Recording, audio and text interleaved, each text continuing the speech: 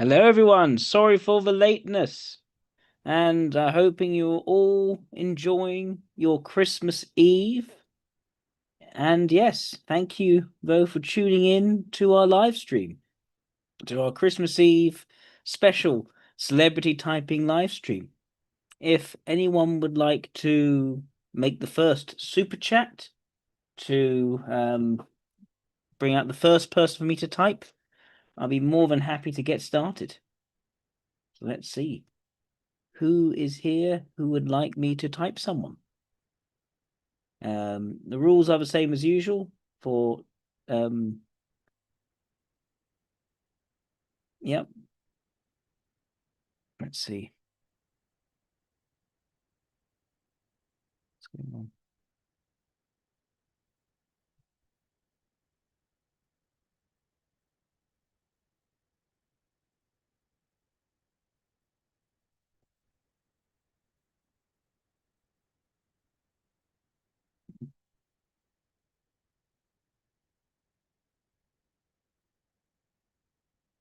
Let's see if anyone.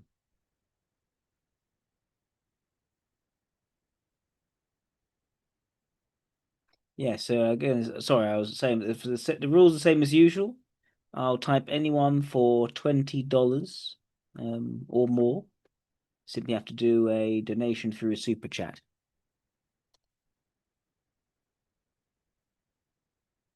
For the Christmas Eve live stream, I'm also happy to take a look at some fictional characters. You just need to let me know which fictional characters you want me to look at, just for a bit of fun. I'll do my best to type such people, although I cannot guarantee very clear results if fictional. Les Stroud. Thank you, Darwin. I'll happily start with Les Stroud. All right. Canadian filmmaker and musician, 64 years old. A survival expert. How interesting. Person's creator, writer, producer, director, cameraman, and host of the television series Survivor Man. Chief Scout, okay. So someone who seems to be very comfortable going off into the wilderness and surviving on his own. Probably quite tough as a result of that.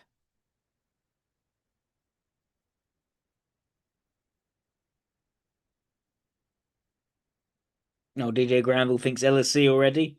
Well, let's take a look and see. Let's not spoil it.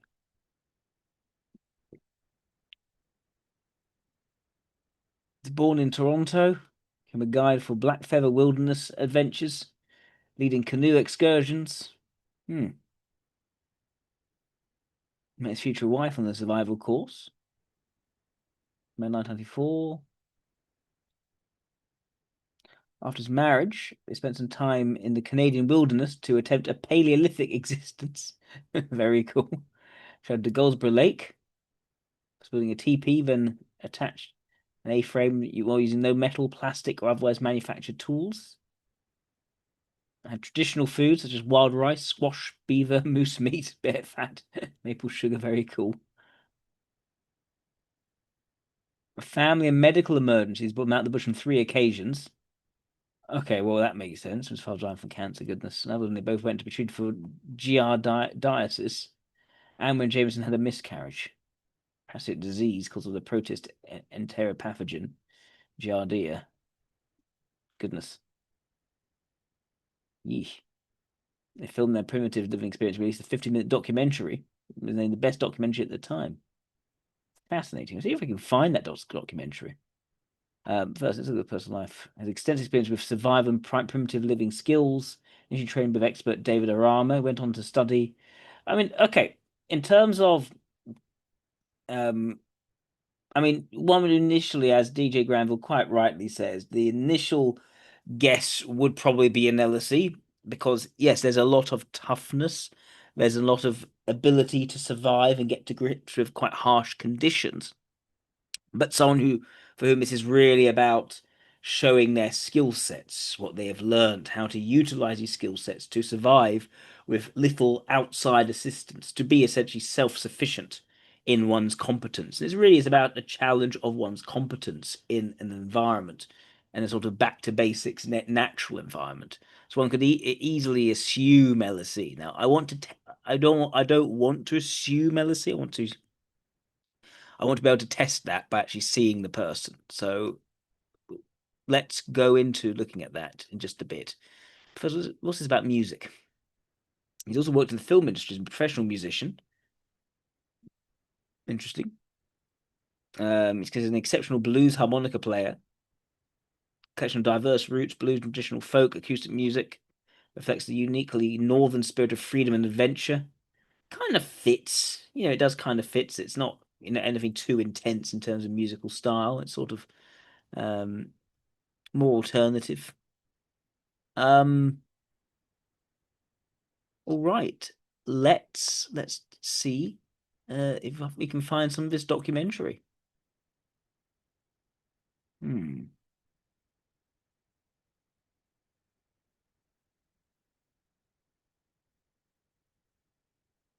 Snowshoes and solitude. Let's see.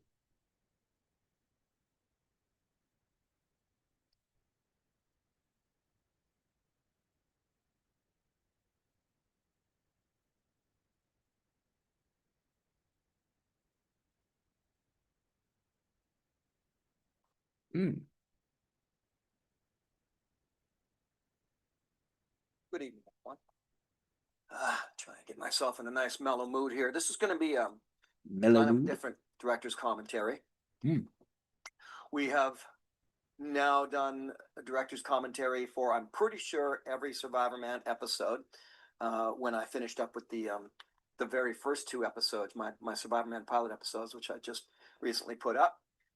We're done with those. We also have, I'm pretty sure, all of the Survivor Man Bigfoot films are now done as director's commentaries. So next up will be the Beyond Survival series. And it actually has a host of kind of more interesting behind the scenes stories filming that series. I actually think that series is my best work to date. I really loved making the Beyond Survival series, and you can see all those episodes in the playlist right on this channel. But tonight, we are going, by popular request, by the way, I am going to do a director's commentary on what is my very first film ever. And I think we put the right video. There's a long story that I will not get into about how this all came about. But in the end, this is the story of my wife Sue and I spending our year in the remote northern wilderness of Canada. And I've got a lot that I could say about just even doing that, and I'll drop some, hopefully some pearls along the way here. But what I can say right now is that this film became my calling card that I could show to the Discovery Channel when I then had, sort of an idea of doing a survival show. And I wanted to be able to prove that, hey, I can make a film. Here's a film I made. It won a bunch of awards. And there's a whole whack of stories. And I won't turn this into a 4-hour commentary, but it could be. So without further ado, let's get right into this. And I will say that the music that you're going to hear, I was really blessed and lucky that through a guy I was working with, Jake Thomas, really good film editor and filmmaker, and he worked also with Cottage Light Television, as did I. Well, his dad is actually a famous Canadian musician, Ian Thomas. And I mean, I grew up listening to Ian Thomas and many, many hits on the radio and international hits as well. So this is a guy already feeling quite. He's quite a sort of mellow character. He's sort of he's moving off on tangents a bit, talking about some of the musicians, doing his relationship-oriented views, you could say. Oh, thank you, Inchio. I can see why, yeah. So he likes music. Makes sense. At this point in the game, I'm older. and I've done this documentary film, and I need some help scoring the music for it. So Jake introduced me to his father, and I met Ian, and I learned some great. He's just going through the, well, I did this, and I did this, and I did this. It's not exactly the most compelling, but he's just explaining the steps of how he met this person, how he came to relate to this person, did his music. Oh my gosh. It's not very beta. It is more integrity-seeking communication.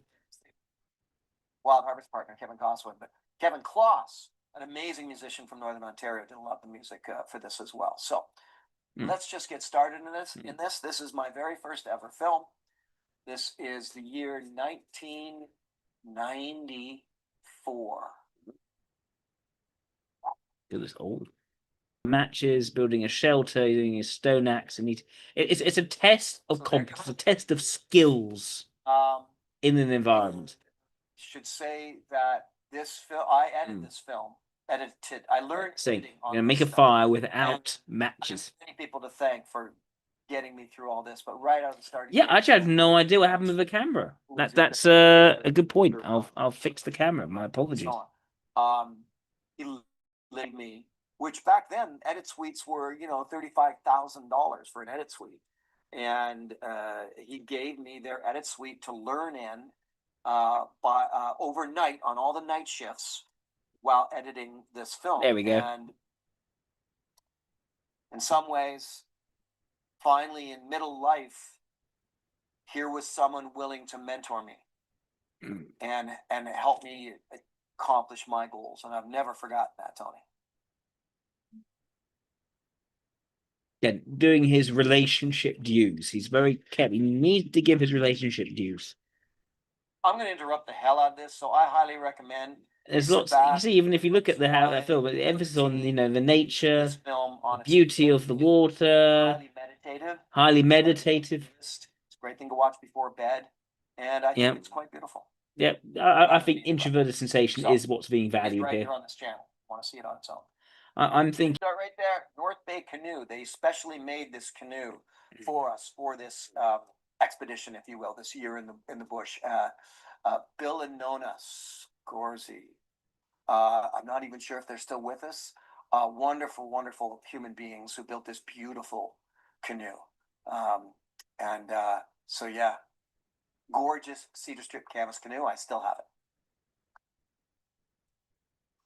it. If some of you, especially maybe the younger ones of you, are going to be curious about, well, how do you get to do something like this? And I'd like to address that throughout the film and hopefully pre-answer some of your questions. What I can tell you is we spent a full year researching where to do this, and we were getting stymied at every turn. We tried all around the Muskokas and Temagami, and then further north from Temagami, and just no matter where we went, the most remote lake, if you sit still long enough, people come through. We needed some place where we would see no one for 12 straight months. And that's really hard to accomplish. It sounds. These remote, tiny little lakes in Northern Ontario, that's possibly where it can happen, unless it's a good fishing lake. Somebody's coming in, or there's probably a remote cabin on the lake that's owned by some fishing lodge further away. It was really difficult. And it was a friend of mine, Wes Rabowie, who recommended, why don't you go up and check out Wapakimi? It's the start of the Arctic watershed. It's pristine. It's beautiful. And so we did. And almost in a last gasp, like in September or October, we went and go, oh my gosh, okay, this will work. But everywhere else we tried, I got to say, there's people out there. You don't think there are. Place looks remote and pristine. That's because you're passing through it. Sit still for 3 days and people will pass you. And sometimes a lot more than you were ever expecting. Awesome. Before we go into the backstory now, I'm going to tell you an end story. We had hooked up with Ellis Entertainment, and they were going to help us produce this and finish this film. It's Ralph Ellis and his son Steven. And Ralph was a nice man. So yeah, he's speaking. Okay.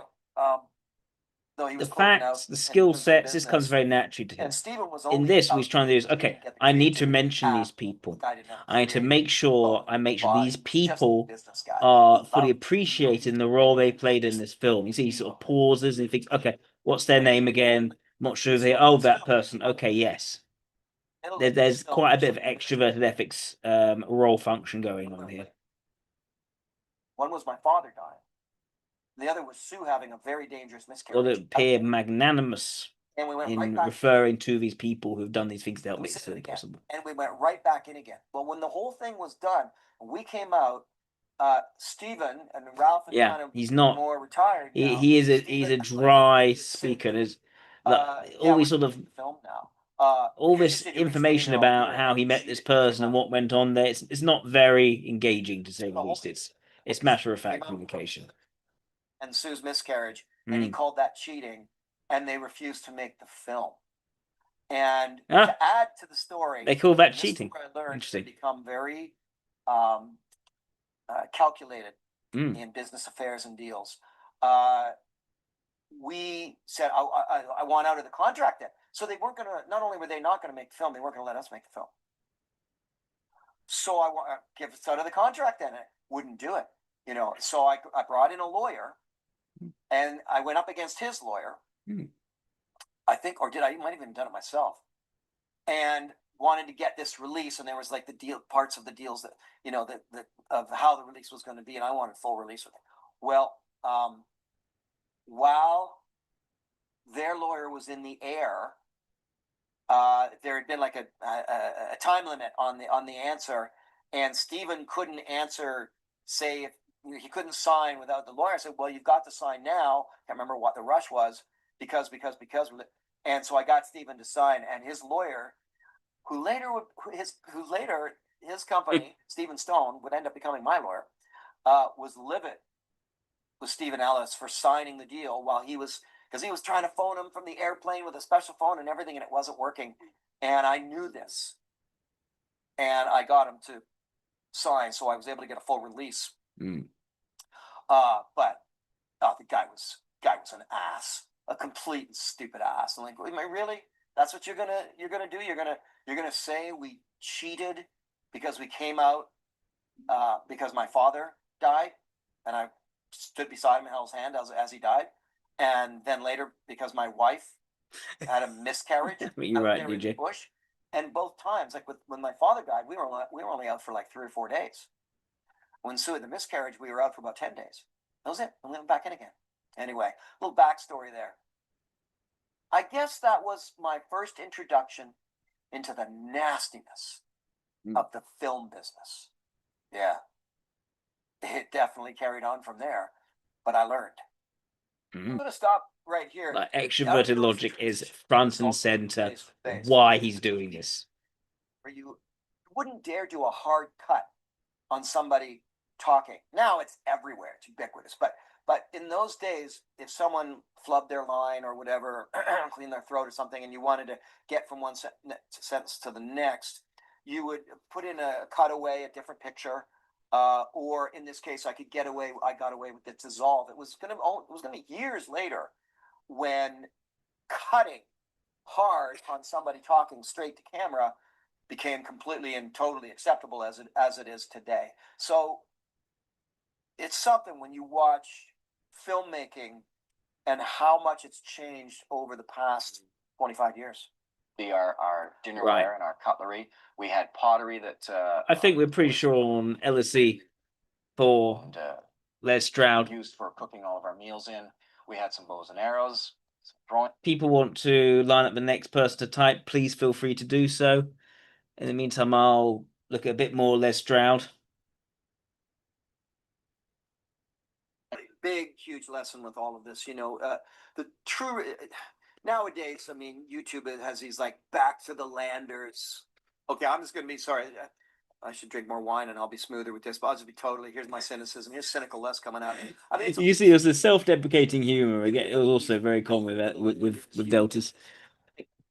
$100,000 pickup truck. They've got backhoes. They've got expensive camera gear, and they're installing hot tubs and all this sort of stuff. And they're calling it off the grid, back to the land. It's not. It's not at all. Right. In fact, you need to be quite wealthy to be able to pull that off. Thank you, Holly. Excellent. A Farm for Christmas, The Grinch. Love it. Let's take a look at The Grinch.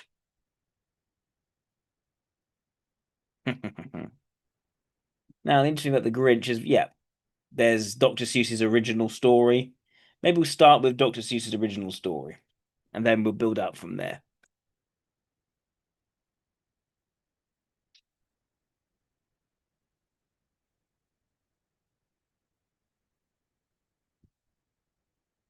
How the Grinch Stole Christmas. Let's see.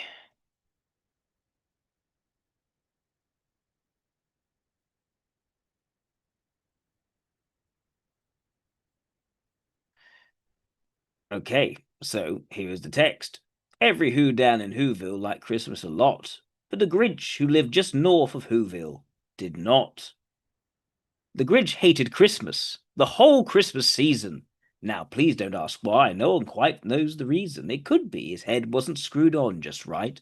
It could be perhaps his shoes were too tight. But I think that the most likely reason of all may have been that his heart was 2 sizes too small. Whatever the reason, his heart or his shoes, he stood there on Christmas Eve, hating the Whos, staring down from his cave with a sour, grinchy frown at the warm-lighted windows below in their town. For he knew every Who down in Whoville beneath was busy now, hanging a mistletoe wreath. And they're hanging their stockings, he snarled with a sneer. Tomorrow is Christmas, it's practically here. Then he growled, with his Grinch fingers nervously drumming, I must find some way to stop Christmas from coming. For tomorrow he knew all the Who girls and boys would wake bright and early. They'd rush for their toys. And then, over noise, noise, noise, noise. That's the one thing he hated, the noise. Noise, noise, noise. Then the Whos, young and old, would sit down to a feast. And they'd feast, and they'd feast, and they'd feast, feast, feast, feast. They would feast on Who pudding and rare Who roast beast, which was something the Grinch couldn't stand in the least. And then they'd do something he liked least of all. Every Who down in Whoville, the tall and the small, would stand close together with Christmas bells ringing. All I need is a reindeer. The Grinch looked around. Hang on, is that right? No. It goes this way. They'd stand hand in hand, and the Whos would start singing. They'd sing, and they'd sing, and they'd sing, sing, sing, sing, and the more the Grinch thought of this Who Christmas sing, the more the Grinch thought, I must stop this whole thing. Why, for 43 years I've put up with it now. I must stop this Christmas from coming, but how? Then he got an idea, an awful idea. The Grinch got a wonderful, awful idea. I know just what to do, the Grinch laughed in his throat. And he made a quick Santa Claus hat and a coat, and he chuckled and clucked. What a great Grinchy trick! With this coat and this hat, I look just like Saint Nick. All I need is a reindeer. The Grinch looked around. But since reindeer are scarce, there was none to be found. Did that stop the old Grinch? No, the Grinch simply said, if I can't find a reindeer, I'll make one instead. So he called his dog Max, then he took some red thread, and he tied a big horn on the top of his head. Then he loaded some bags and some old empty sacks on a ramshackle sleigh, and he hitched up old Max. Then the Grinch said, get up, and the sleigh started down toward the homes where the Whos lay a snooze in their town. All their windows were dark, quiet snow filled the air, all the Whos all dreaming sweet dreams without care. When he came to the first little house on the square, this is stop number 1, the old Grinchy Claus hissed, and he climbed to the roof, empty bags in his fist. He slid down the chimney, a rather tight pinch, but if Santa could do it, then so could the Grinch. He got stuck only once, for a moment or two. When he stuck his head out of the fireplace flue, where the little Who stockings all hung in a row. These stockings, he grinned, are the first things to go. Then he slithered and slunk with a smile most unpleasant around the whole room, and he took every present. Pop guns and bicycles, roller skates, drums, checkerboards, tricycles, popcorn, and plums, and he stuffed them in bags. And the Grinch very nimbly stuffed all the bags one by one up the chimney. Then he slunk to the icebox, he took the Who's feast, he took the Who's pudding, he took the roast beast, he cleaned out that icebox as quick as a flash. Why, that Grinch even took their last can of Who hash. Then he stuffed all the food up the chimney with glee. And now, grinned the Grinch, I will stuff up the tree. And the Grinch grabbed the tree, and he started to shove, when he heard a small sound like the coo of a dove. He turned around fast, and he saw a small Who. Little Cindy Lou who was not more than 2. The Grinch had been caught by this tiny Who daughter, who'd got out of bed for a cup of cold water. She stared at the Grinch and said, Santa Claus, why? Why are you taking our Christmas tree? Why? But you know, that old Grinch was so smart and so slick. He thought up a lie, and he thought it up quick. Why, my sweet little tot, the fake Santa Claus lied. There's a light on this tree that won't light on one side, so I'm taking it home to my workshop, my dear. I'll fix it up there, then I'll bring it back here. And his fib fooled the child, then he patted her head, and he got her a drink, and he sent her to bed. And when Cindy Lou Who went to bed with her cup, he went to the chimney and stuffed the tree up. Then the last thing he took was the log for their fire.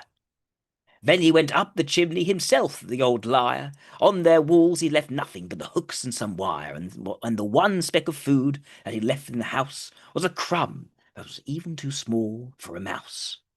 Then he did the same thing to the other Who's houses, leaving crumbs much too small for the other Who's mouses. It was 1:15, all the Who's still abed, all the Who's still asnooze, when he packed up his sled, packed it up with their presents, the ribbons, the wrappings, the tags and the tinsel, the trimmings, the trappings. 3,000 feet up beside a Mount Crumpet, he rode with his load to the tip-top to dump it. Pooh-pooh to the Who's, he was grinchiously humming. They're finding out now that no Christmas is coming. They're just waking up. I know just what they'll do. Their mouths will hang open a minute or two.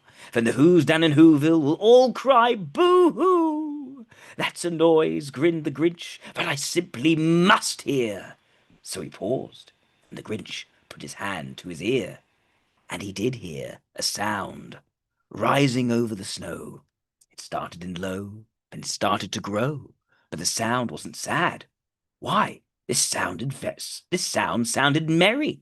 It couldn't be so, but it was merry, very. He stared down at Whoville. The Grinch popped his eyes. Then he shook.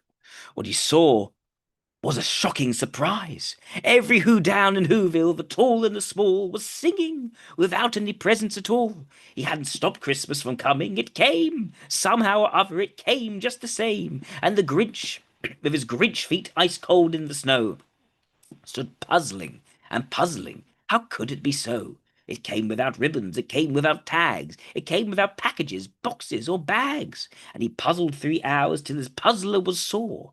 Then the Grinch thought of something he hadn't before. Maybe Christmas, he thought, doesn't come from a store. Maybe Christmas, perhaps, means a little bit more.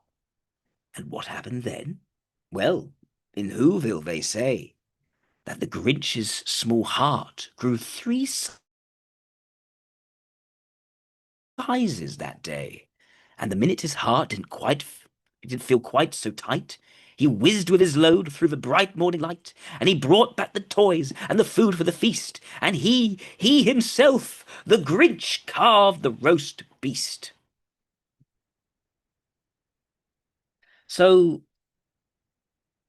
I think that in terms of the Grinch's character, this is someone who is motivated by resentment to what he feels to be a deeply superficial and materialistic kind of cheer, a cheer that is merely expressed rather than one that shows a strength of character. And the key change that he goes through is a realization that the that the Who's, the people he has hated and resented because of what he deems to be a false and undeserved cheer, inauthentic cheer. Actually, you take away all the presence, you take away all the materialism, all the superficial stuff, and they'll still get together and they'll still sing and they'll still um, look towards the best in life, and they'll still find reason to celebrate regardless of anything else. And that seems to me to be what has moved the Grinch so much. So, in his resentment, what he decided to do in taking all the presents,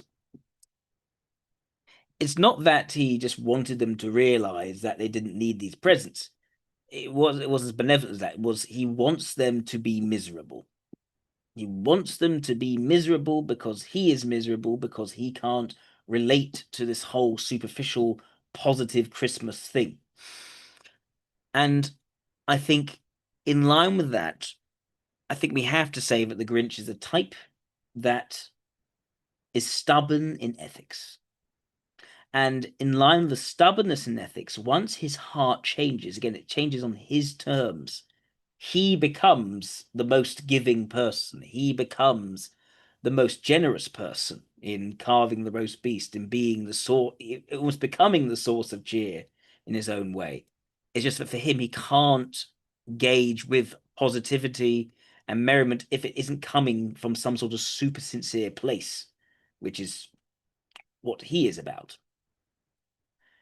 It seems to me the Grinch is quite a practically minded person.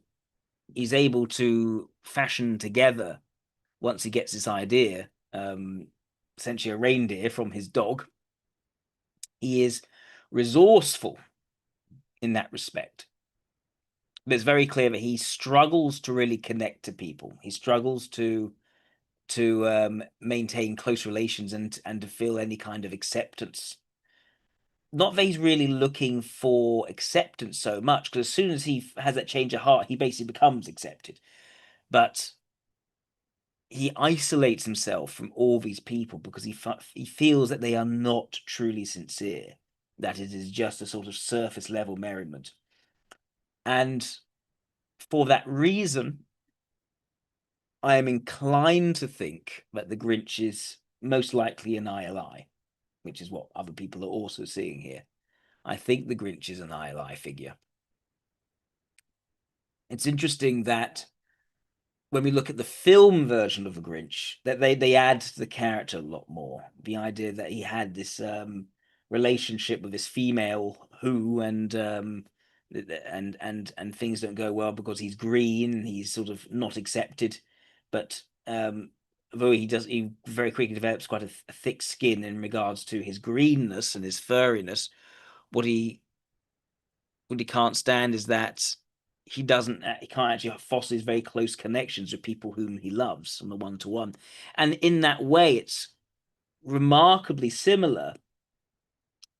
Not just Ebenezer Scrooge. I think a better example, if you look at the film version of The Grinch, is Heathcliff from Wuthering Heights. I want to show you that scene from the film. Let me see if I can find it.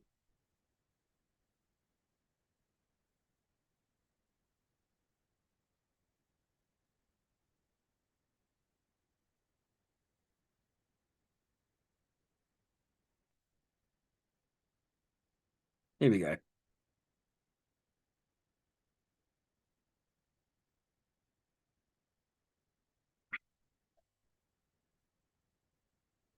Hmm.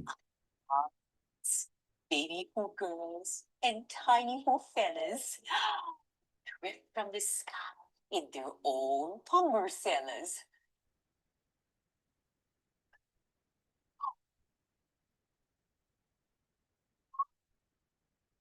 Hey, honey, our baby's here.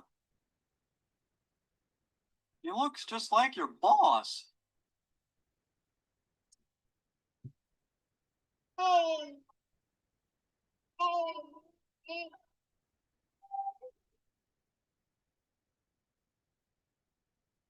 The idea there's something inherently uncouth about the Grinch. He's, there's a certain mischievous, cynical edge to him already. It shows him when he's a small baby. He doesn't naturally fit in. He doesn't easily do positivity. He more easily does negativity anyway, which I think fits with the extroverted ethics being a blind spot for him. Let me skip past this bit. Said he was out there. The poor dear. Oh, dear, what a Christmas cookie. Which Christmas cookie would you like? Santa. Oh, it's Christmas. Yes, that is the Santa play. You want to hold the Santa play?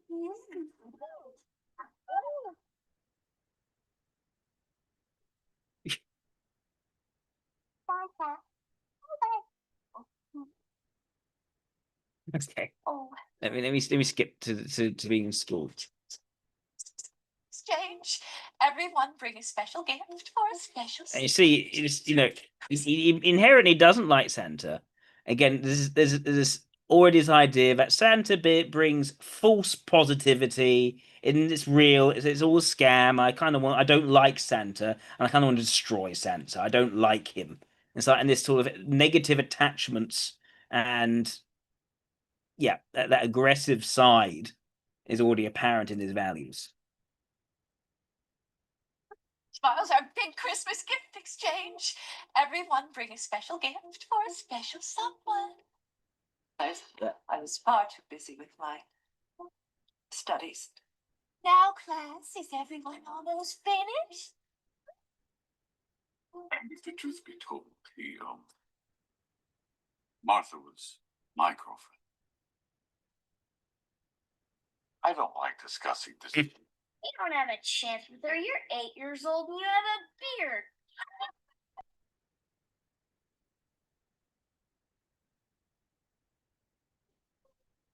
Christmas is my favorite time of year. I just love the colors. The red and the green. Did I have a crush on the Grinch?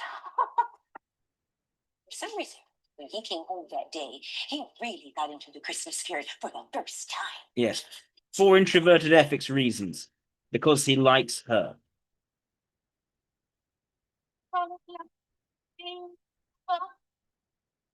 This was lovely, love. What a lovely family too.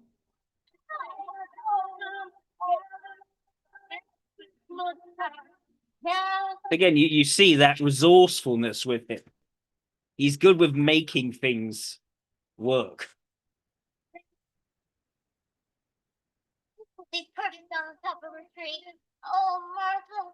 Oh, Christmas. Thing you've been dreaming of. Christmas of love. I want you all to look your best tomorrow. You don't have a chance with her. You're 8 years old and you have a beard.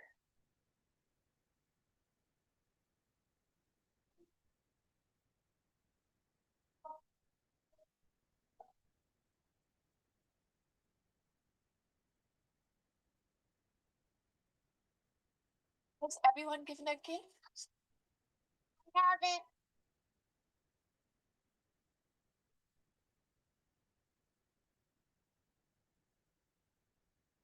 Merry Christmas, Martha May. Why do you have a bag on your head? Probably because he's embarrassed by that idiot or his gift. Mr. Grinch, please take the bag off. Yes, you take it off.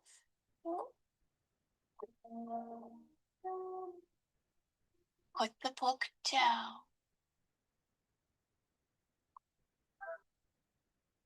And your foot. Look at that hat job.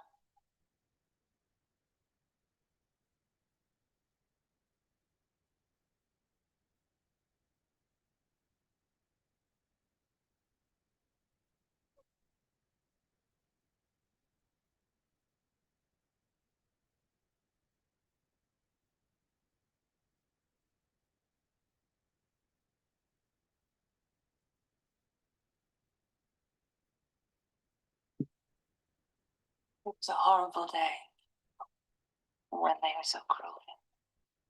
And So you got the bullying scene there, and then we see a repeat of that later on. Let's see if I can find it.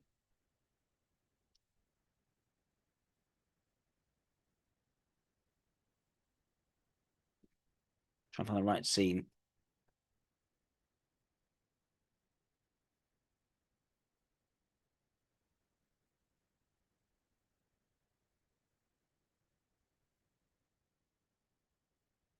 Ah, this one here.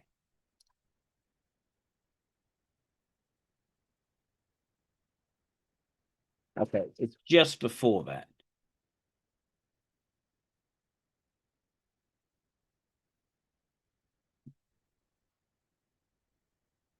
No, it's not the one.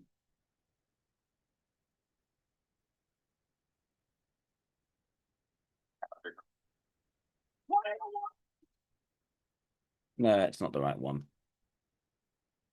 Cheermeister scene, that's it.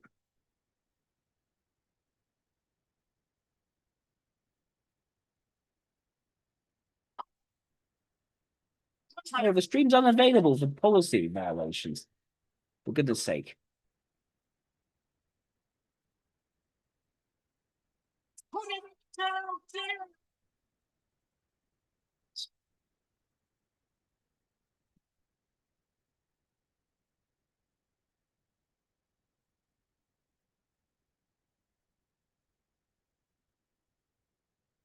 Okay, so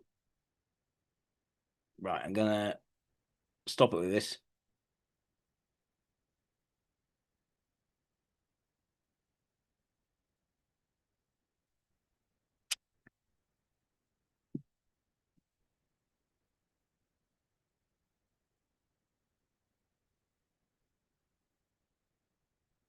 For goodness sake.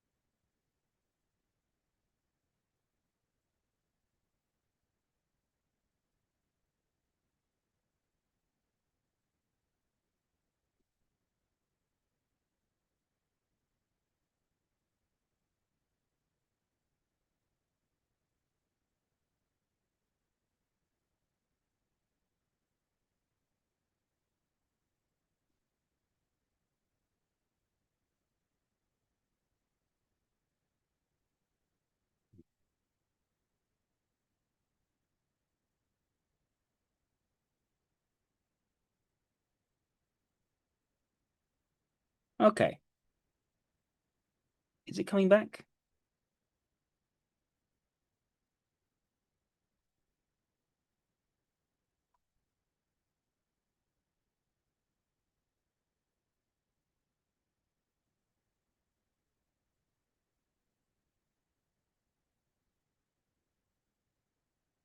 Let's see.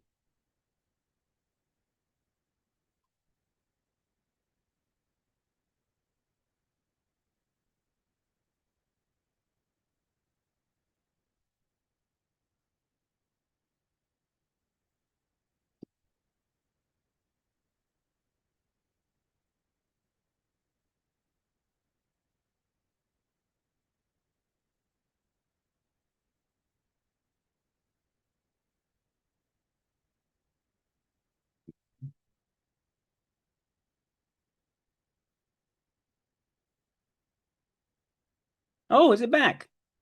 Can you see me again? Excellent. Hello. Right, we are back. So I'll avoid using YouTube videos taken out of films because they get all copyrighty. But look, I think that the Grinch is quite clearly meant to be a sort of Heathcliff-like figure, in that there is a love interest, but there's also a sense of, well, social rejection and a difficulty in terms of, I mean, there are parts of which are contradictory in the film, and I think there's an imperfection in the film. It's, it's not as good writing as Wuthering Heights is, in that it's portrayed as the Grinch feeling humiliated by everyone, yet there seems to be that sort of drive towards attraction towards that one person.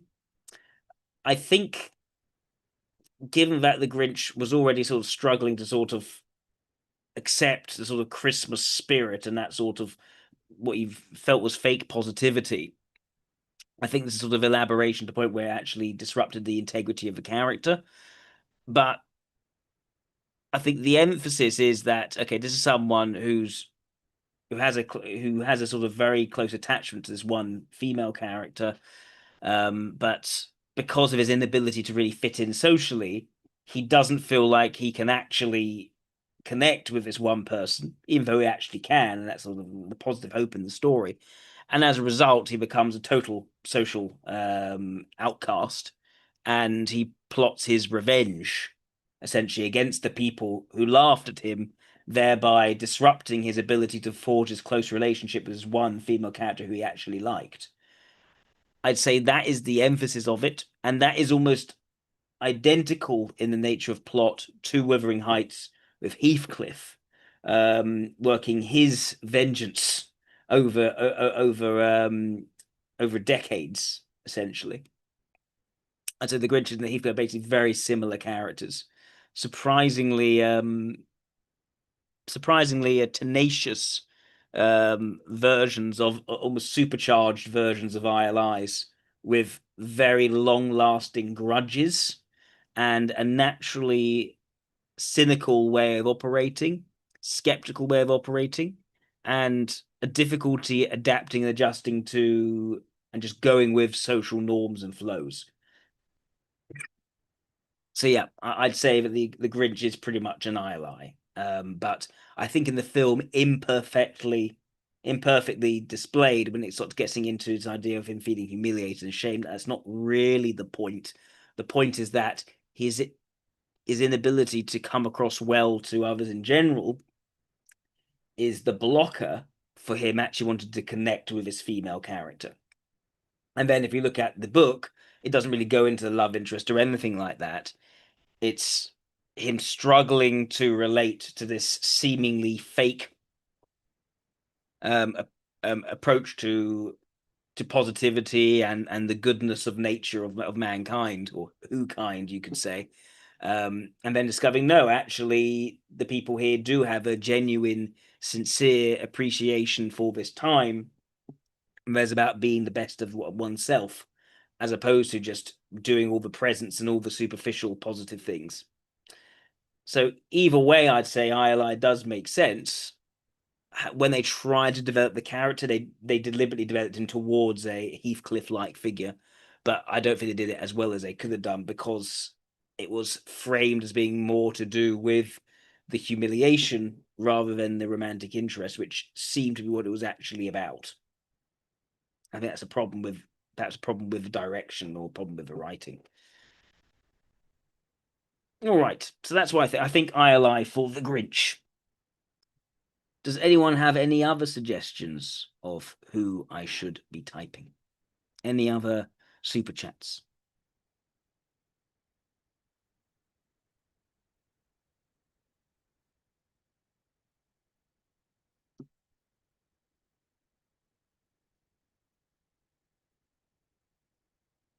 In the meantime, I'm just going to try and consider some alternatives to ILI for the Grinch.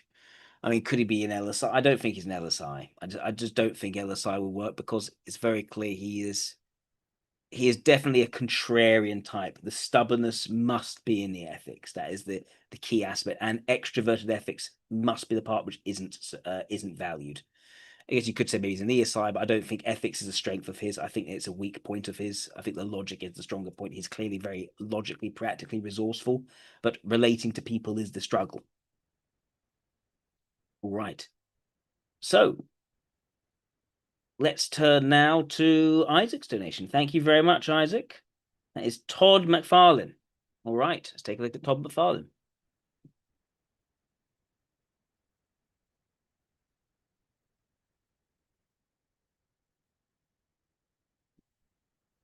Oh, that's another thing. Another reason why I don't think ESI makes sense. You look at the. I'm not going to go on the video, but you look at the Grinch in terms of where he lives. It is very sparse. It is not. There's no sense of sensual pleasantness, and an ESI at least would have good introverted sensation. There's none of that for him. It is a very austere, barren, cave-like environment where yes, he can devise contraptions, but introvert sensation is not the focus. Certainly not as a demonstrated function.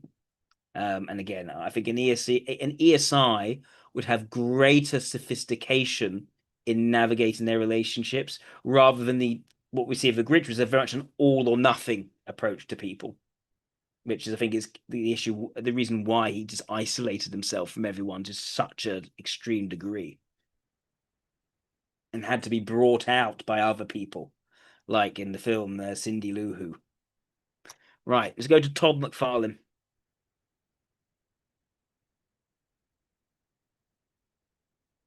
Todd McFarlane, a Canadian comic book creator. Memphis working on an Amazing Spider-Man. Oh, another comic book one. Excellent. Excellent.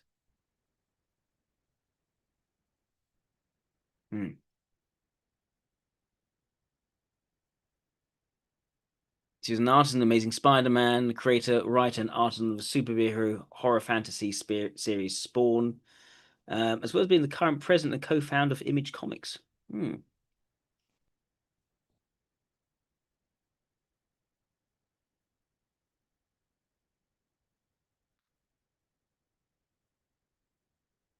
So why did he get involved in Image Comics?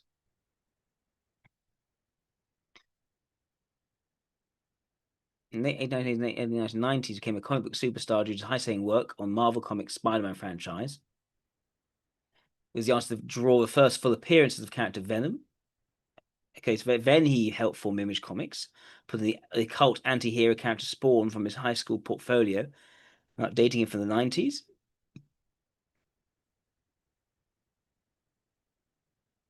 Seems to me as though Spawn was his really his creation, as opposed to Spider-Man, which wasn't really his creation, which makes sense. Right, prototype version of the character Spawn, which McFarlane drew. He's most well known for Spawn, basically. Okay.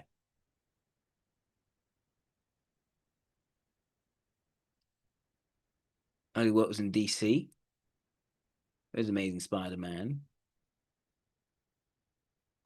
Then teamed with 6 other popular artists from Image Comics, an umbrella company of which each owned a publishing house. So why did he do that?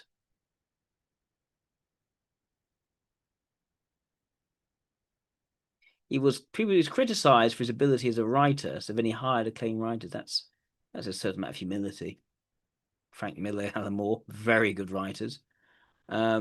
During Image's early years of operation, the company was subject to much industry criticism over aspects of business practices, including late ship books. This created emphasis on art over writing. One of these critics was McFarlane's former Hulk collaborator, Peter David. Contended that during a public debate they participated in at Philadelphia's Comic Fest. McFarlane said that Image was not being treated fairly by the media. Interesting. I wonder if that's on YouTube. Published multiple Spawn spin-offs and miniseries, increasing contributed attention on his other ventures, which resulted in more sporadic work as an illustrator.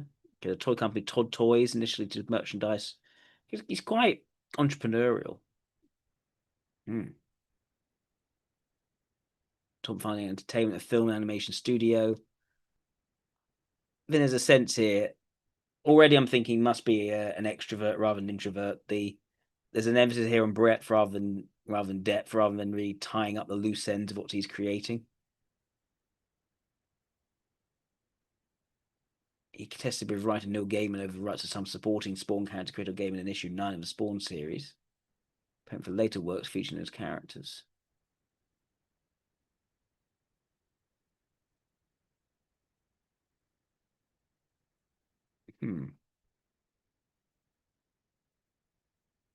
Not consume alcohol, coffee, or tea. Interesting.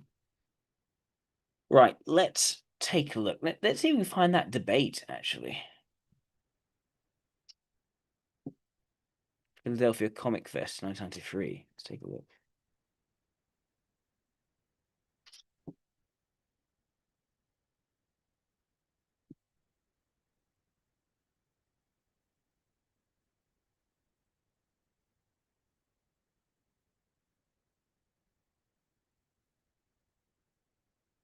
Ah, here's the famous debate. He's topless, is it? Goodness.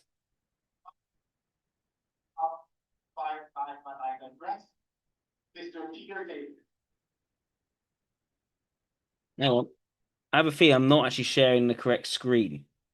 Let me share the correct screen. Hang on.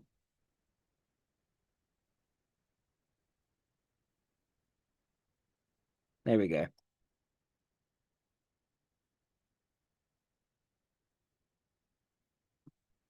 Bit loud, sorry.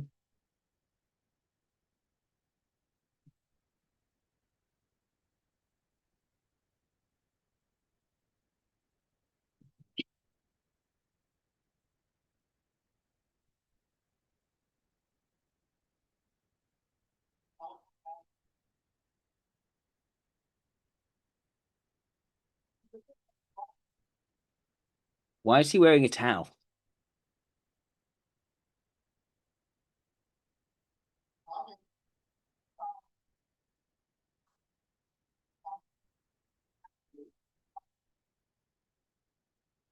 Creator of Fawn, founder of Image Comics, and he's one of the most influential people in this business, Mr. Tom McFarlane.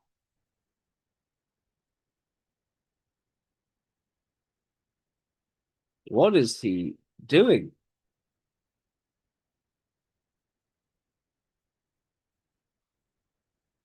Oh, that's it. Okay, now, by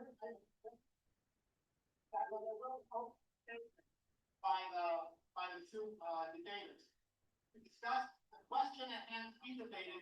Image / Todd McFarlane, have they received fair treatment from the media? That is the topic we discussed. There will be the opening statement will be 5 minutes apiece. Again, pretty much be done with as the debater wishes. And first up will be Mr. Peter. Right, I'll skip this bit.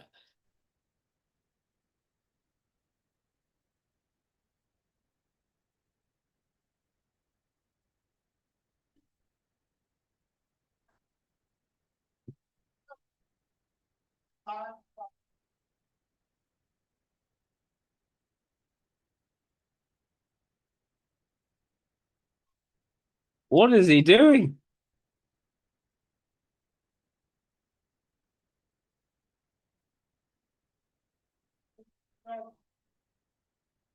First off, Peter as comic writer. How they sat around together, how much of the debate time much argue. That'd be like me being a ball player and Peter being a football player. You debate that you can't get a curveball as well. I'm an artist first. I'm a husband, friend to people, and a writer. And it's out of all the things that I do, I don't think that maybe my writing will ever catch up to where my heart has maybe brought me to at this point. I think people have a little bit of a tough time separating Todd McFarlane, the writer, and Todd McFarlane, the artist, but we are, in essence, two separate people. Todd McFarlane, the guy who does Spawn comic books. It's a very sort of awkward extroverted ethics move. There's no extroverted logic in this whatsoever.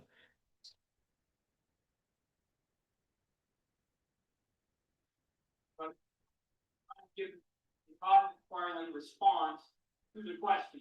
I'm not speaking for Image Comics. I don't have the right to speak for Image Comics. I can give my opinion if I was in charge of Image Comics, but ultimately, I'm just giving my opinion on what I have to say.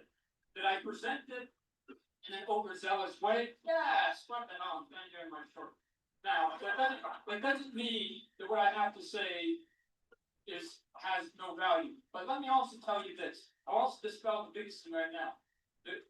Some of the interviews that he pulled out, the Comics Journal one, those are ghost personas that I put out there. That I didn't think the reader would go to buy that. But there's 2 or 3 personas you're talking about out there. I'm amused at the professional community, not my young Multiple personae. Okay. Community not being able to decipher the kid is just a freak of nature. He either A, a handbone, B, he just likes to have fun up there, or C, he just mentally deranged up there. I think he has to be an extroverted ethics oriented type.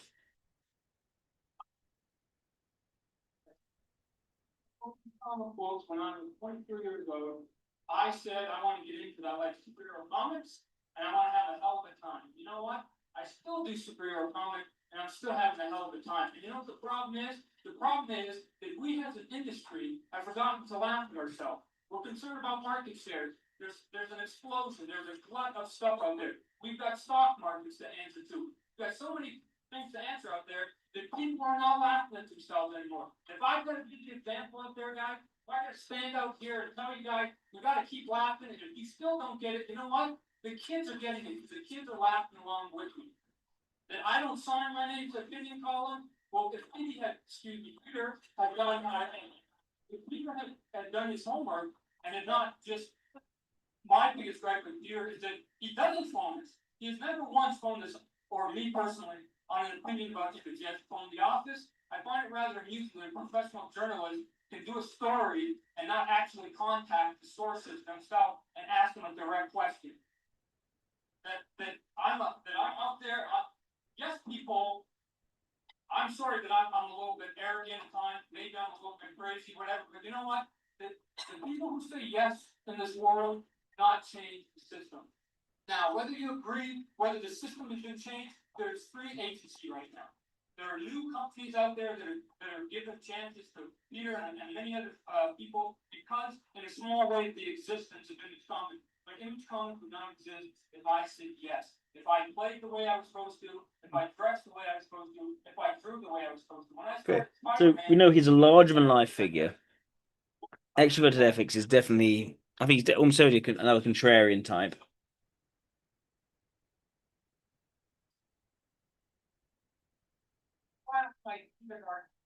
They'll tell you that I was a crazy kid and a hyperactive kid too. But I want to tell you right now, I'm here. I'm ready to debate you on whatever question he wants to give. But I'm telling you right now, I have a passion for comic books. I believe in comic books. Is this to draw attention? No, this is for the good of comic books. We have a lot of panels and a lot of comic conventions out here. They're boring. I'm sorry, a lot of them are boring if you've been to them. We've got a full room. We've got cameras here. This is just, even the argumentation is pure extroverted ethics.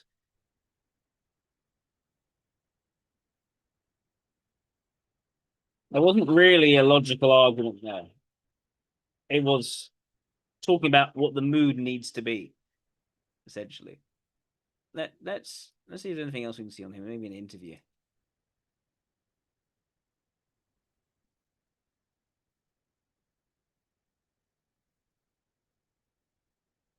Ooh.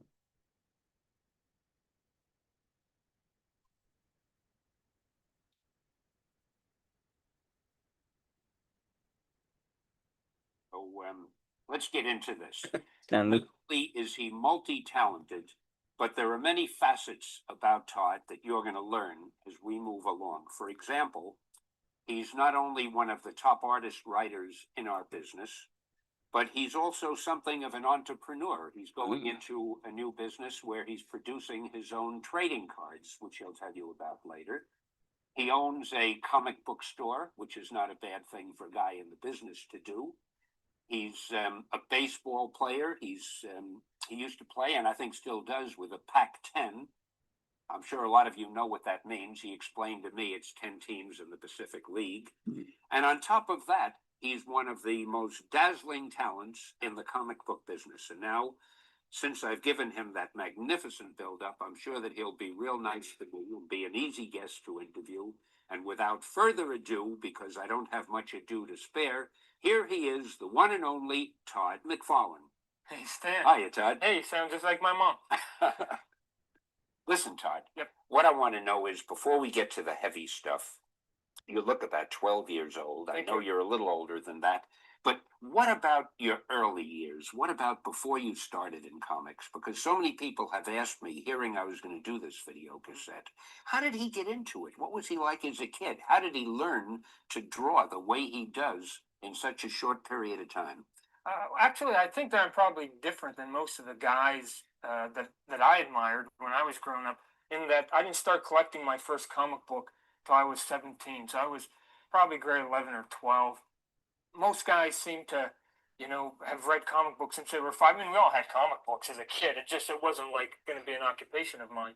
So at about 17, for some reason, at that point, I was collecting trading cards, baseball cards, living down in Southern California.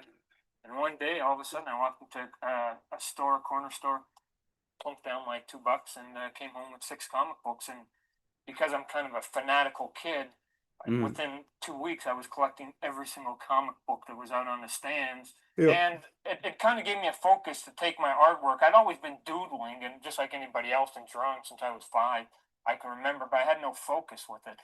And I think a lot of the kids out there, that's one of the problems that they have. They can't seem to put themselves in a direction. But once I started collecting the books, all of a sudden I said, you start to read so many that some of them aren't that good, and you go, I think I could do a little bit better than this, and you start to get a bit cocky, and you're on your way. So I guess one of the first things you did is... So direction came to him quite quickly. This stuff is good. This isn't yeah, bad. Isaac, I agree. It's something Kanye West would do. You're absolutely right. I think it's... And this sort of that fanatical way he describes himself, there isn't much balance to him. He's not a balanced figure. Example. What I try to tell the kids is really, when you're going to kind of all or nothing. Yeah, don't really look at the good guys all that much, because they break your heart, because they do things that mind boggle you. You know what I mean? So take the guys and try and redraw the stuff from the guys whose stuff you don't admire a lot of, because then it looks like, yeah, I'm better than that guy. I'm better than that guy. Because if I'm redrawing Jack Kirby or Neil Adams or John Byrne stuff, I can't do that stuff, and I'm just going to get disappointed. So then actually what you're saying is the opposite of what I said, that you're better off looking at the guys who aren't that good, because that'll give you more confidence. You know you can do better than they can. Right, exactly. Of course... See how measured and sort of easygoing Stan Lee is in comparison. 15, 14, or 11, you weren't better than these cartoonists then, but you must have known at some point you'd be able to be as good or better. I think what ended up happening, I mean, the way that I taught myself, and I know I drive some of the older guys a little bit crazy, but they say draw from life and go and look at the world and stuff. I tell the kids the opposite.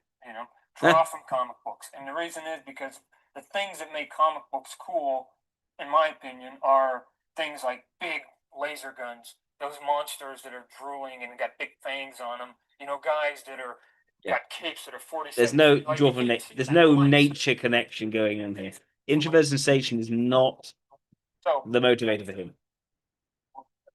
I would like arms, and I draw arms for like a week till I kind of had it figured out what an arm looked like. Then the next week I try to teach myself how to draw kneecaps, and I just, after about 2.5 months of placing all the pieces together, I kind of had a body. And then after that point, I had to actually start to turn the body and try to do storytelling and go to the next level. So it was kind of a slow process for me.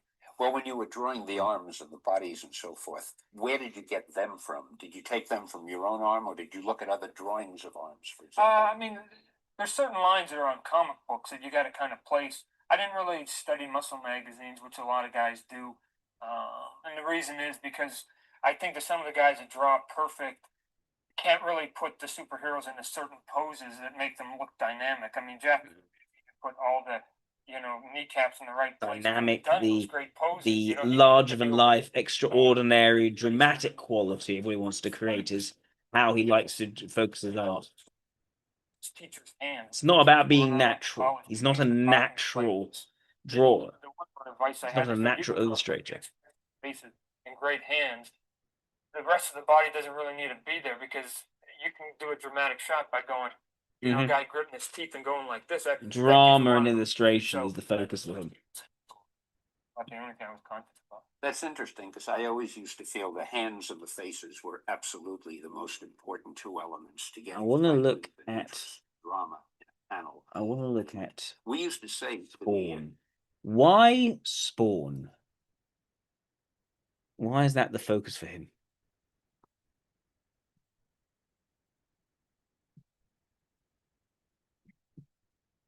He's an anti-hero.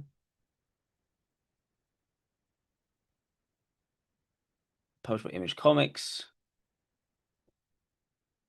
Created by Todd McFarlane. Yep.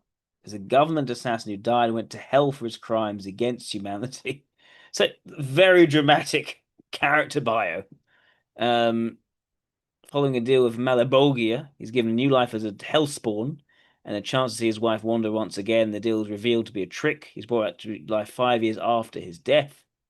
Unrecognizable to his wife, missing many of his memories, little other choice. He adopts his new hell-inspired identity as Spawn in an effort to atone for his past sins and use his newfound powers for good. It's very beta. The whole premise is very beta. Let's see.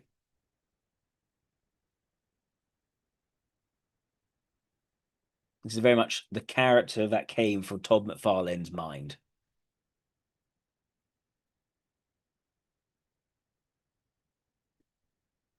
Let's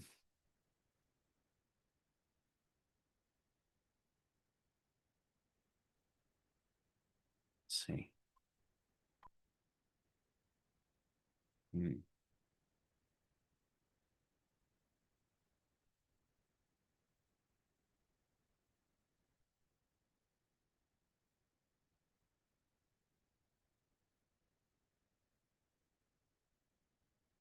Main themes of the Spawn comics revolve around the conflict between religion, corrupting nature of power, and the redemptive force of love. It also explores morality, justice, and the consequences of his actions, all wrapped in a dark, mature, anti-hero narrative. Yeah. Theology plays a role, love and betrayal. It's very dramatic. And if atonement is something you have to do, it's you have to atone in a very physical and very sort of dramatic way. The best Spawn comics are called to Todd McFarlane. See.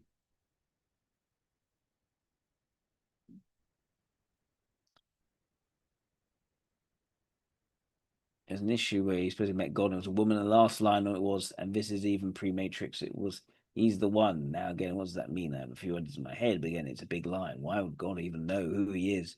Why would God even say that? Okay.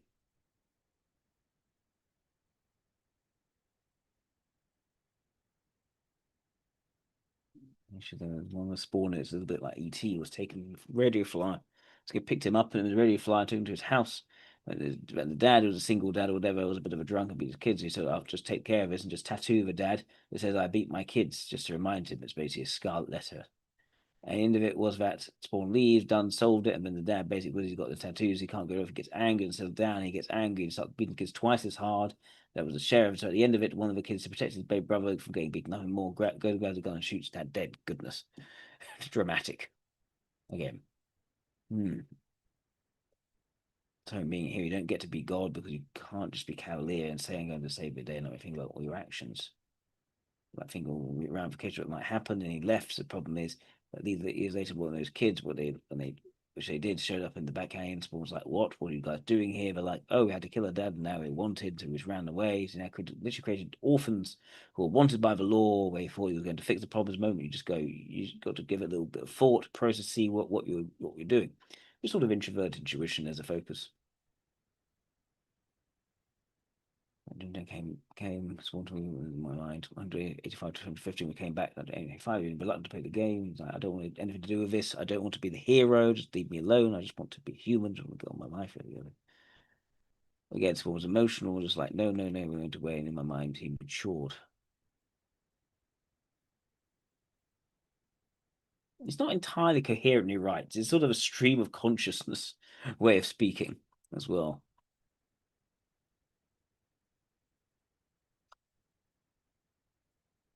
I am leaning quite strongly EIE for him, to be honest. To follow in Image Comics. Why did he set up Image Comics? Let's see. The founding.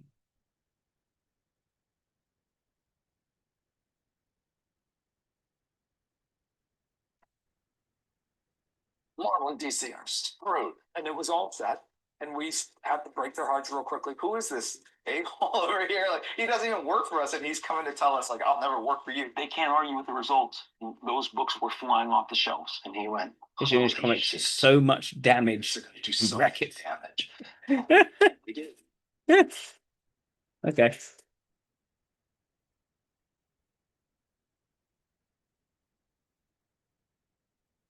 Even the name Image Comics, it suggests EIE. Marvel and DC, and bet on themselves, upending the creator's role in the comic industry and laying the foundation for The Walking Dead, Kingsman, Wanted, and many more iconic franchises. Walking Dead had that meteoric climb of, sales every single month would go up. People would ask me, like, what's the highest selling issue of The Walking Dead thus far? And I'd say, the current issue. What was the highest selling issue before that one? The one before it. This is A&M Comics and Books in Miami. It's been my local comic shop since I was a little kid. I can't begin to count how many times I've walked into this store. But I can still remember, years later, how absolutely nuts it was in the early 90s when Image Comics first launched. Observers say it could be the next Superman or Spider-Man comic. Yeah. Fans gathered to... This would become pop culture, Darcy. Because that's what you guys were, essentially. You're young, you're Came together, quit, and created Image. And he's like, yo, man, big fan, man. I'm buying all these young buds. People from both music and TV and film coming because they wanted to check out these guys. Marvel's top artists came together, quit, and created Image. Right. A co-op that would change comics, period. Hi, heroes. I'm Stanley, and welcome to the Rob and Todd Show. Interestingly enough, the Image story begins at Marvel. Guys, that was thrilling. That was really a great show. By the early 1990s, Marvel Comics had a stranglehold on the comics market. Yep. Today, a single issue is lucky to sell 100,000 copies. Back then, Marvel's books were consistently selling hundreds of thousands of copies, and the Image Boys were behind their biggest hits. You couldn't get more popular than all of them. Jim Lee was doing X-Men, Rob was doing X-Force, Todd did. It's like they'd created a Spider-Man book specifically for Todd. Eric was doing the other Spider-Man book. Wills was doing X-Factor. Jim was doing Guardians of the Galaxy. Mark was doing Wolverine. It was just like a phenomenal lineup of books that were all Marvel's top sellers at the time. Helped by Marvel's multiple variant covers, the first issue of McFarlane's standalone Spider-Man series sold 2.5 million copies. Liefeld's X-Force #1 did even better, selling 5 million. Lee, he topped them all. X-Men #1 was a blockbuster. It sold 8 million books and remains, to this day, the biggest selling comic book of all time. By the end of 1991, 39 of the 50 top-selling comic books were from the 7 Image founders, and a seismic shift was happening. Artists like McFarlane, Lee, and Liefeld had become the stars, and a speculator's boom had people treating their weekly pull list like an investment portfolio. Hopefully, and then by the time I retire, liquidate everything and retire comfortably. Despite cashing big royalty checks, the seeds of discontent had been sown. I'd already left Marvel at that point because we were going to have our first child, and they had just wore me out. They just wore me out. Todd and Jim and Rob were the biggest things in the business. So if we didn't make a move then, there was no other time to make that move. So I was the one who said, My next thing I'm doing on my own. Well, you're drawing comic books. So okay, what your parents think about behave. Oh yeah. So I see it and then look down. Or just open it and say fly button. You guys are becoming so big so fast. Levi's commercial for Rob. And that's where the celebrity thing started to happen, I think. And where people started to notice that, wait a minute, the creators kind of matter. And you'd have to talk to Rob, but that might even spurred him. It's like, wait a minute, I could kind of go off on my own. Because Rob was going to do his Youngblood book on his own. Liefeld reached out to his pal, Jim Valentina. And he said, ask Dave if Right, I'm not getting quite information I want here. I'm going to try something else.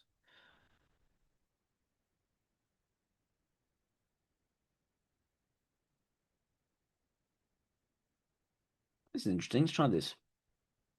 Don't be shy in this interview. Push. Do you respect Jesus? I don't think he exists. So what's the rule? I would just say I play sports. This is another reason I So- can't go there because nobody's told me how the rule book works. Let me come back to the rule book. All I'm saying is when we say, Why does he need? I Why did does he that. need me to bend the knee? He doesn't need you Okay, to then why does he punish doesn't me need for you not to doing it? anything. He said you're going to your grave not believing in God. It's a never.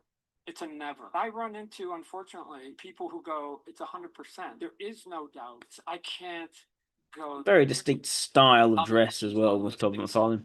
And influential comic book creators over the past half century, creating both Venom and Spawn, Co-created Venom.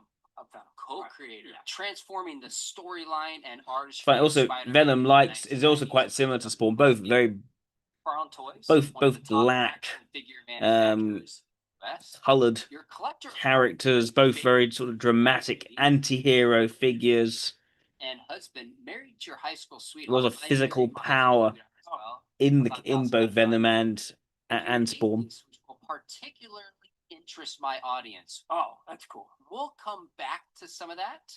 We're going to explore your beliefs about God, the afterlife, the supernatural. I want to start with your backstory, but first off, honestly, Okay, and before we get going, can I just add, don't be shy in this interview, right? Because I think I watched the interview with you and Rob or something. Yep. And one of your comments was that somebody said, I wish you had pushed him a little bit more, right? So push. Okay. Right. Today's a push. I'm good. I Wants to be pushed. I'm good. Like, let's make this. I don't want one comment to go, Sean, you didn't push him enough. Wants to right from the beginning. Right from the beginning, he's setting the tone, and he's telling, look, I don't want this reaction to be this way, so I want you to push me so that we get the reaction that people want, which again is extrovert ethics. It's front and center of what he's thinking about. And yeah, again, I'm thinking EI is making the most sense at the moment. I mean, could he be SLE? Maybe. I don't think he's sensory. I'm not seeing that yet. I love it. We'll jump in there and we'll get to that. Sure. First thing I do, I just want to personally thank you because I started collecting Spider-Man in the early 90s. And the way you drew Spider-Man, I bought this issue 300. I don't think introverted logic just like it right is there from what I can see. Just captivated me. The amount of joy you brought me. I brought my sons today. I met them earlier. Spider-Man. Yeah. So I think there is a sense of introverted intuition even in the themes we discussed already in his comics. I think thanks for what you do and for who you are. Well, I appreciate that, Sean. Let me tell you though that what you're saying was the exact same thing that happened to me when I was collecting and buying, right? Like I was being inspired on a lot of different levels by books that I was buying, and the person drawing it was thousands of miles away. They were never going to meet me. I never met any of them.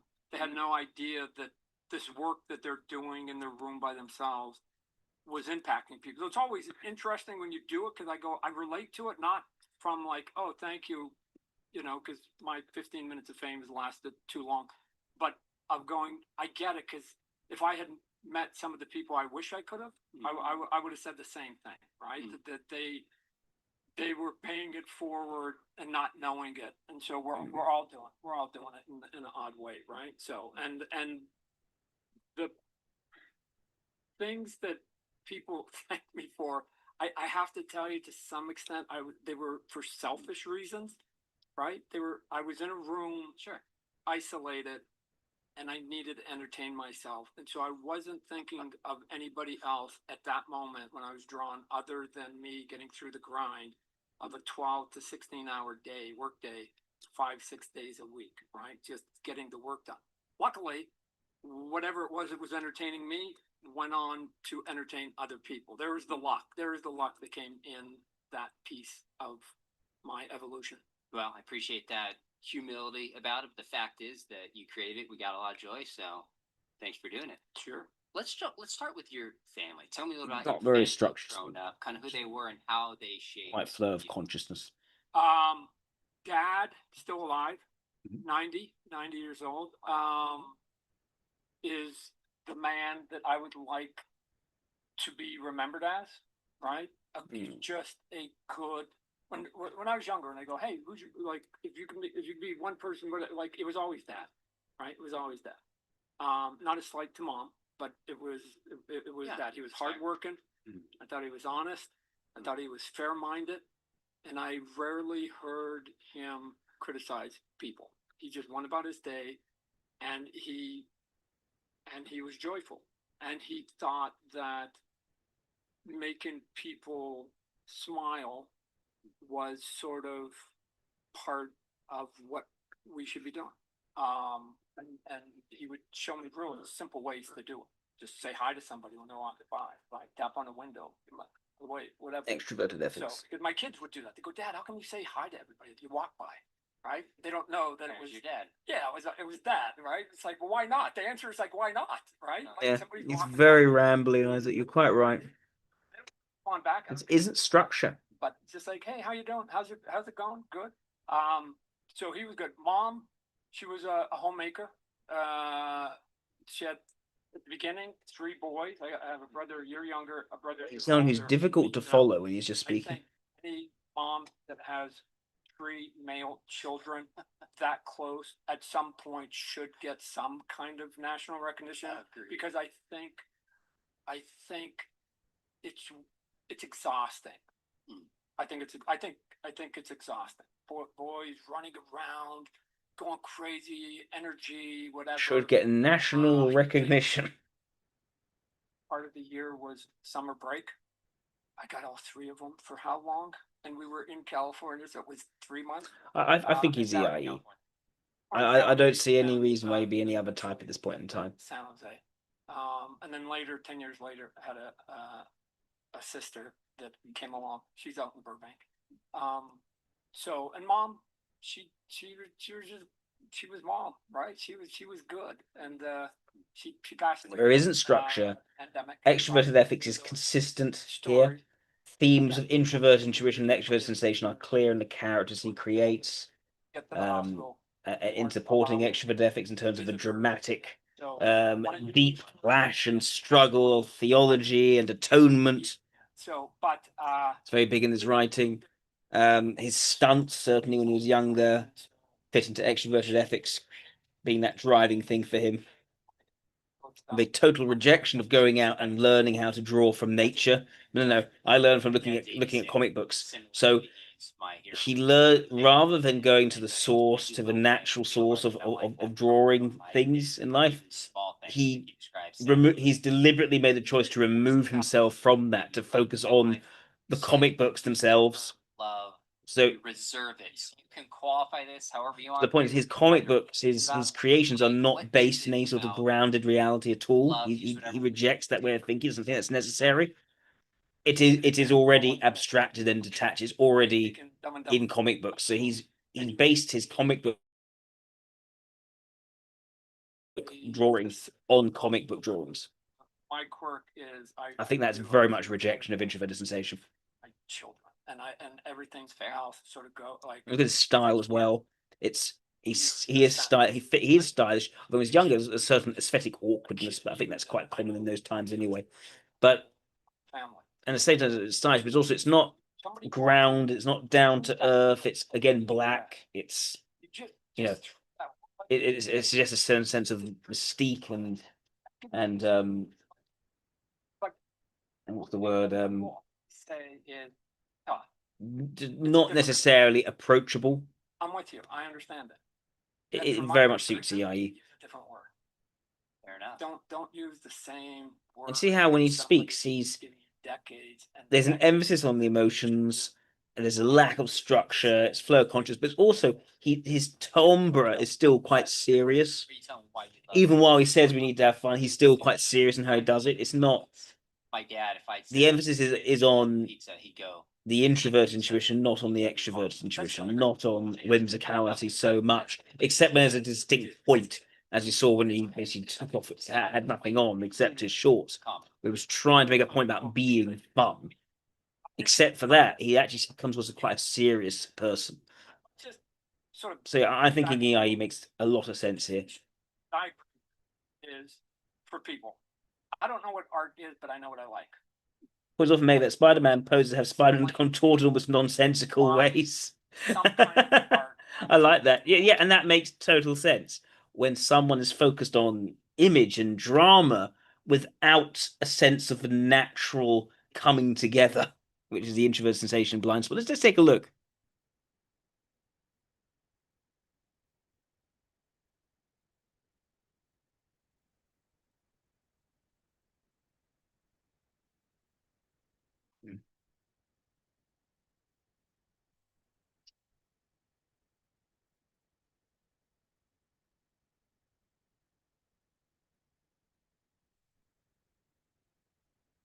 Let's see.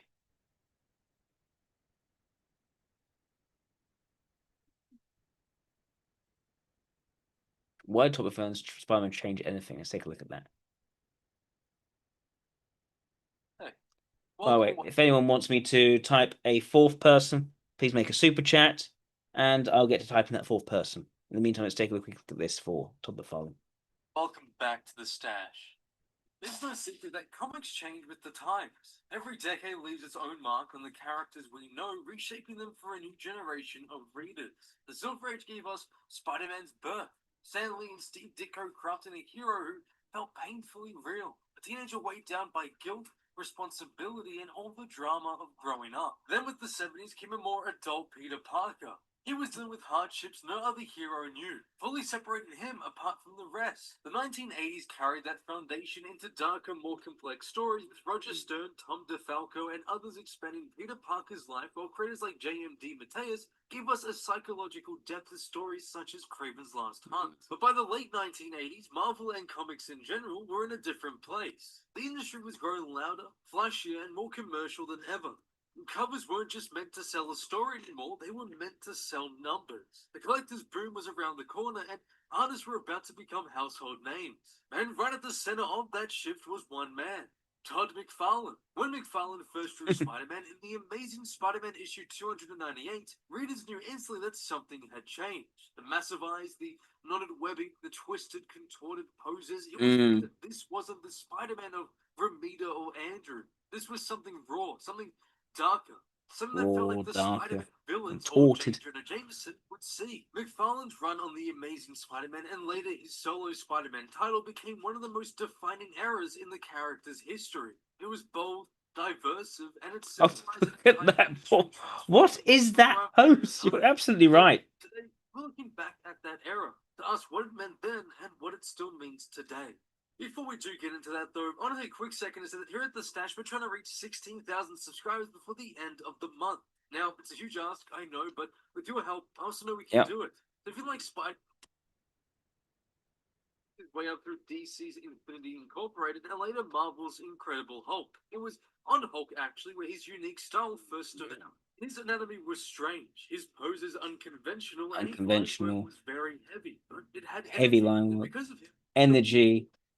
Suddenly making McFarlane a name Marvel simply couldn't ignore. Still, though, not everyone at the company was convinced. Editors were divided, for some thought his style was too cartoonish, too messy, or even too weird to fit a flat. Messy, weird. Just there's no introverted sensation is the key thing here.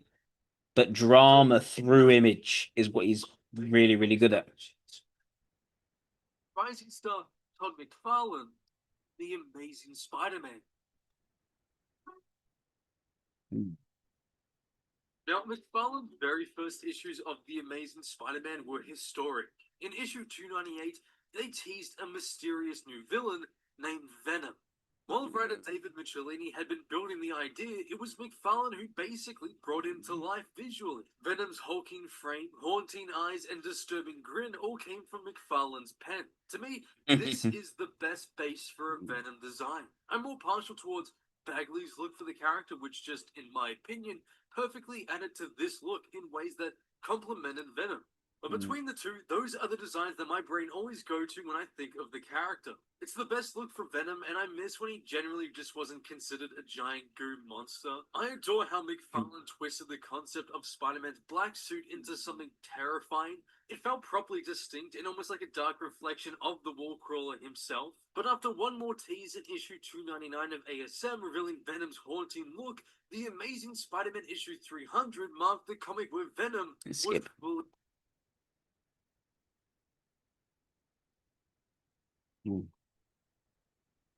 I don't really understand the impact McFarlane had. You have to compare him to what came before. Ditko's Spider-Man was wiry and nervous, and he looked like a teenager in over his head. Every panel was filled with tension.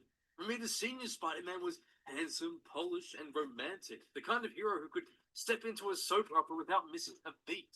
Then with Ross Andrew and Gil Kane's Spider-Man in the 70s, it was a solid and more dependable visual definition of the Bronson. The rest, no matter how great they were, all followed a certain look for the comic.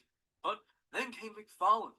His Spider-Man wasn't heroic in the traditional sense. He was hunched, crawling, and twisted into impossible contortions. His webbing wasn't neat. It was chaotic tangles spilling across panels. His eyes weren't small slits either. They were huge, expressive lenses that could show emotion even through a mask. McFarlane made Spider-Man look less like a man in a costume and more like a creature, almost insect-like.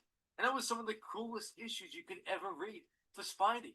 It gave the character a new energy, new visual language that almost every artist after him borrowed from. Eric Larson, another favorite of mine, picked up where McFarlane... I'm going to go for another 5 minutes. After that, I'll probably wind down unless there's another super chats. Spider-Man.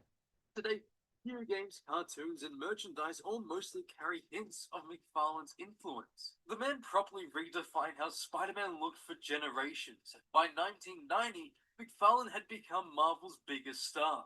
His Amazing Spider-Man issues were selling out instantly, with fans buying them for the art alone. Marvel knew they had to keep everyone happy and capitalize on Todd's popularity, so they gave him something rare. His own Spider-Man title. Not spectacular, not web of, simply Spider-Man. A new ongoing series that McFarlane would write and draw himself. A privilege fans could only ever dream of.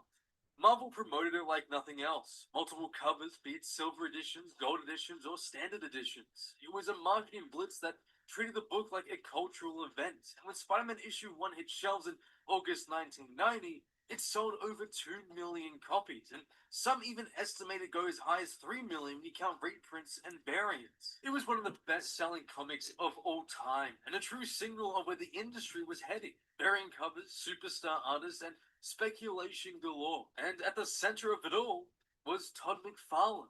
Now, the first storyline in McFarlane's new book was Torment. Running through issues 1 to 5, it pitted Spider-Man against the lizard controlled by the voodoo priestess Calypso. The story itself, when boiled down, was pretty simple. Spider-Man was being hunted and pushed to the edge, but the presentation was unlike anything fans had seen before. The narration was sparse, repetitive, and almost hypnotic, especially with that constant drum beat. That drum beat gave the arc a horror-esque atmosphere, and that for me pretty much defined the story. The art was drenched Dramatic in tension. close-up of blood. He's really good at that. It felt more like a nightmare than a superhero adventure. Wow. And so with all that, it left critics split. Some praise it as a bold and experimental, fresh way of telling a Spider-Man story, while at that others hair, dismissed it goodness. as style over substance, pointing out that the plot could be summarized in a single sentence. And Because I think honestly, writing's not his strong suit. Structure isn't very good, but the image and how it makes you feel is what he's very good at. Holman is more about mood than narrative. It's an experience. More about mood. Yeah, he's mood. He is a mood man. Tone, visual storytelling. Now, compared to something like Craven's Last Hunt, which blended psychological depth with gothic visuals, Torment does feel thinner, but it's still fascinating as a statement piece. It showed us all what McFarlane's Spider-Man was in its most purest form. A dark, dangerous, relentless, and most importantly, iconic take. The tension between art and story defines the McFarlane era. On one side, you have some of the most iconic visuals in Spider-Man history, covers that still sell for hundreds of dollars, and a look that continues to influence the character to this day. But Structure and sense making just isn't the thing lightweight. for him. David Mitchell's scripts on the Amazing Spider-Man during that roughly 30-issue run with Todd were solid, but sometimes overshadowed by the art. Then All right, McFarlane's Mr. Rob. Thanks, Isaac. Diversive, spirit was shallow. This was truly a Okay, Rob Liefeld.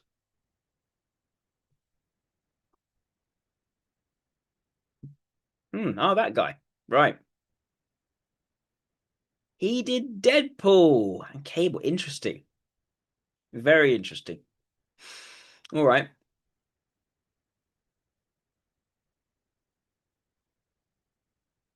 One of the most controversial figures in the comic industry for his drawing skills, business practices, and controversial comments. Oh, okay.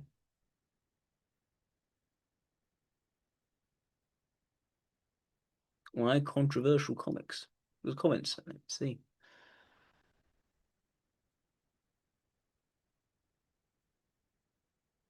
There's been something of a lightning rod in the industry.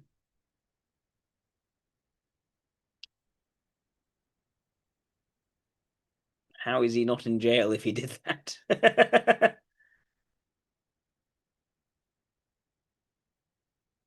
There's obvious for pop figures who experience meteoric success and acclaim early in their careers, but near pariah stages afterwards. Become vapid in pop music, and perhaps he was nothing more than a vapid comic book artist. Seemed to credit success to tapping into the zeitgeist. I'll be the first to tell you that we were never the best artists. We were never the best anything, but just like a song or a band or whatever, we caught on and we toured rigorously. Could very well be a beta. Quite self-aware at the same time. He's been criticised for his drawing skill. Has a depth of work with popular artists. Nothing they've influenced. As the Liefelds of Elise. I think it even crossed their minds that their comic books can be a medium for intimate self-expression. Speaking of Liefeld in particular, Windsor Smith said, Robert has nothing to offer. It's as plain as bacon on your plate. There's nothing to offer. He cannot draw, he cannot write. He's a young boy almost, I would expect, whose culture is bubblegum rappers, Saturday morning cartoons, Marvel comics. That's his culture. I see nothing in his work that allows you to even guess that there's any depth involved in that person that might come to the fore given time. Oof. That is harsh. Because of design characters with an improbable profusion of weapons, accessories, and pouches, a tendency that was subject to parody. It was just like the design of Liefeld's creation Cable. Design the character Magog. The character's appearance was based on aspects of superhero design trends at a time that they disliked. Also, the Cable as a character that Mark Waid invented that was really just to put to me like come up with the most god awful Rob Liefeld sort of design that you can. What I was stealing from was really only two key designs of Rob's. The design of Cable, I hated it. It felt like they just threw up everything on the character. The scars, the thing going with his eye, the arm, and what's with all the guns. Critics for drawing figures with exaggerated muscular anatomy, such as long legs, and tiny feet, and bizarre anatomy on female characters. Some critics felt served to objectify women. Such as the 40 worst Rob Liefeld drawings. Okay. He has it. He just doesn't have it yet. I could agree more. He was one of the most energetic and charming people I've ever met. I help but like him, but at the time I was only working on Hawk and Dove. His work showed great potential, but success came far too quickly and easily to him. He never felt the need to develop that potential, which is really too bad, because if he did, something would have left a very different mark in the industry. Nothing's worked out that badly for him. Because if he uses splash pages in lieu of multi-panel pages depicting more story, and poor design and continuity. He sounds very much sort of in cahoots with Todd McFarlane to some degree. Yeah, SE base. I'm leaning that way. I'm wondering if it's a SE or SLE. I'm leaning more SLE at the moment, but I'm not sure yet. A reputation for producing late books, primarily his creator-owned ones. somewhat less so when doing work for hire.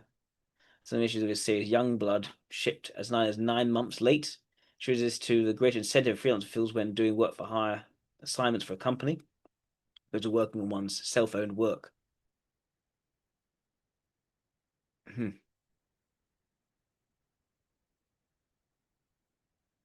Bob Layton related he had to fly to Los Angeles and actually sit on Liefeld's doorstep until Liefeld finished penciling his portion of a Deathmate miniseries, which is an inter-company crossover published by the Image Comics and Valiant Comics. He had to ink the artwork himself in the Anaheim hotel room. Layton stated, "There I was with my own company to manage. I was in California managing someone else's people." So it's Deathmate.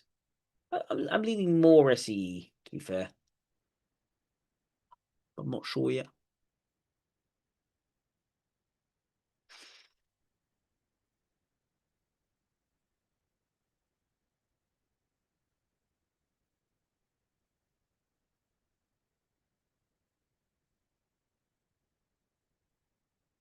Arch from Image. Temporary left image of his Top Cow imprint over conflicts with Liefeld. An increased number of business decisions that are counterproductive being a business partner. Issued a press release stating he was resigning his position at Image and leaving the group. Other Image partners released a press release stating they had fired him. His resignation came in minutes before the second meeting that would have forced him out. As lead Captain America, he tried to buy the rights to Fighting American, a similarly patriotically themed 54 character from Captain America creators, Joe Simon and Jack Kirby. Still living widow of Simon Kirby. Simon Kirby's widow agreed to a figure Liefeld felt was too high, and he created a new similar character, Agent America. Oh, that rings a bell, Agent America, yes. Simon threatened to sue, and the party renegotiated a deal acceptable to all. Oscorp then sued Liefeld, who was allowed to use the character but not have him throw his shield weapon, a distinctive trait of Captain America.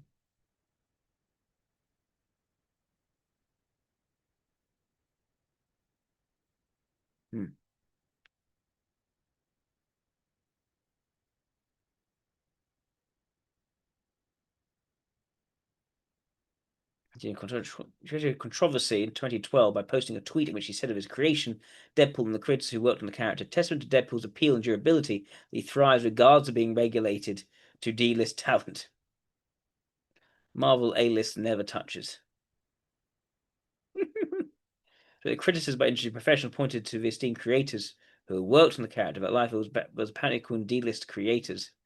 Amongst critics was Rich Johnson, being cool, pointed out that some of his past creators included Joe Kelly. Wrong to the D-list.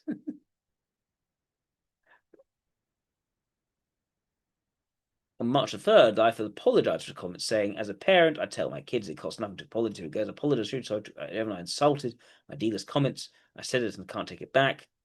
He stated that his original complaint was that Marvel tended to rely on new and unproven talent on Deadpool, and not to attack creators such as the then new team of Posehn, Duggan, and Moore.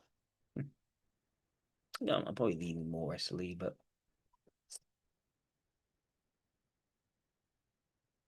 I've seen a lot of criticism. Where's the praise? To defend his art. AV Club says Liefeld's critics was the punching bag of choice for many discerning comics fans. He's also the man who defined what the 90s looked like in superhero books, just crying all the way to the bank. Very detractor thinks he's the worst thing to happen to comic books. There's a dozen ravenous. Oh, where's my place? There are a dozen ravenous fanboys ready to snatch up whatever he does next. I need to see more of him. I said just Jeff Loeb, with whom he collaborated, thought to be admirers of his work. Bill in particular wrote the foreword to the 2008 Young Bug collection, which he defended that series as an entry into the celebrity superhero subgenre that predated The Authority and Ecstatics. Compared to critics of Liefeld's layouts and figure work to those who would have criticized Jack Kirby for exhibiting a cartoon style and photorealism, so that his own children are avid fans of Liefeld's work in general. Right. People actually like his work, even though he's very much criticized for a certain lack of sophistication and a lack of depth into why he's creating what he's doing. So I think extroverted sensation as a leading function makes a lot of sense. He strikes as quite an impulsive figure, controversial figure, and seems to like to work independently. Let's see something more on him from YouTube.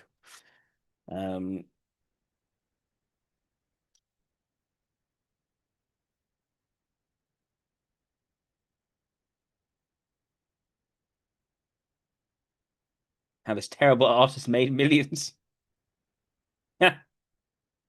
Rob Liefeld is one of the most. Wow, what is that? My goodness. Can't do perspective. Has he ever Yikes. seen a woman? But at the What? same time, he was, for a brief period, the world's most hilarious. comic book artist. He was an actual celebrity. He made millions of dollars drawing comic books. How did someone who apparently has no skill in drawing become so successful and so popular? What was the secret to his success? Why did everyone turn on him? Intimidation has always been a part of this ploy. Just thinks he's smart and everything.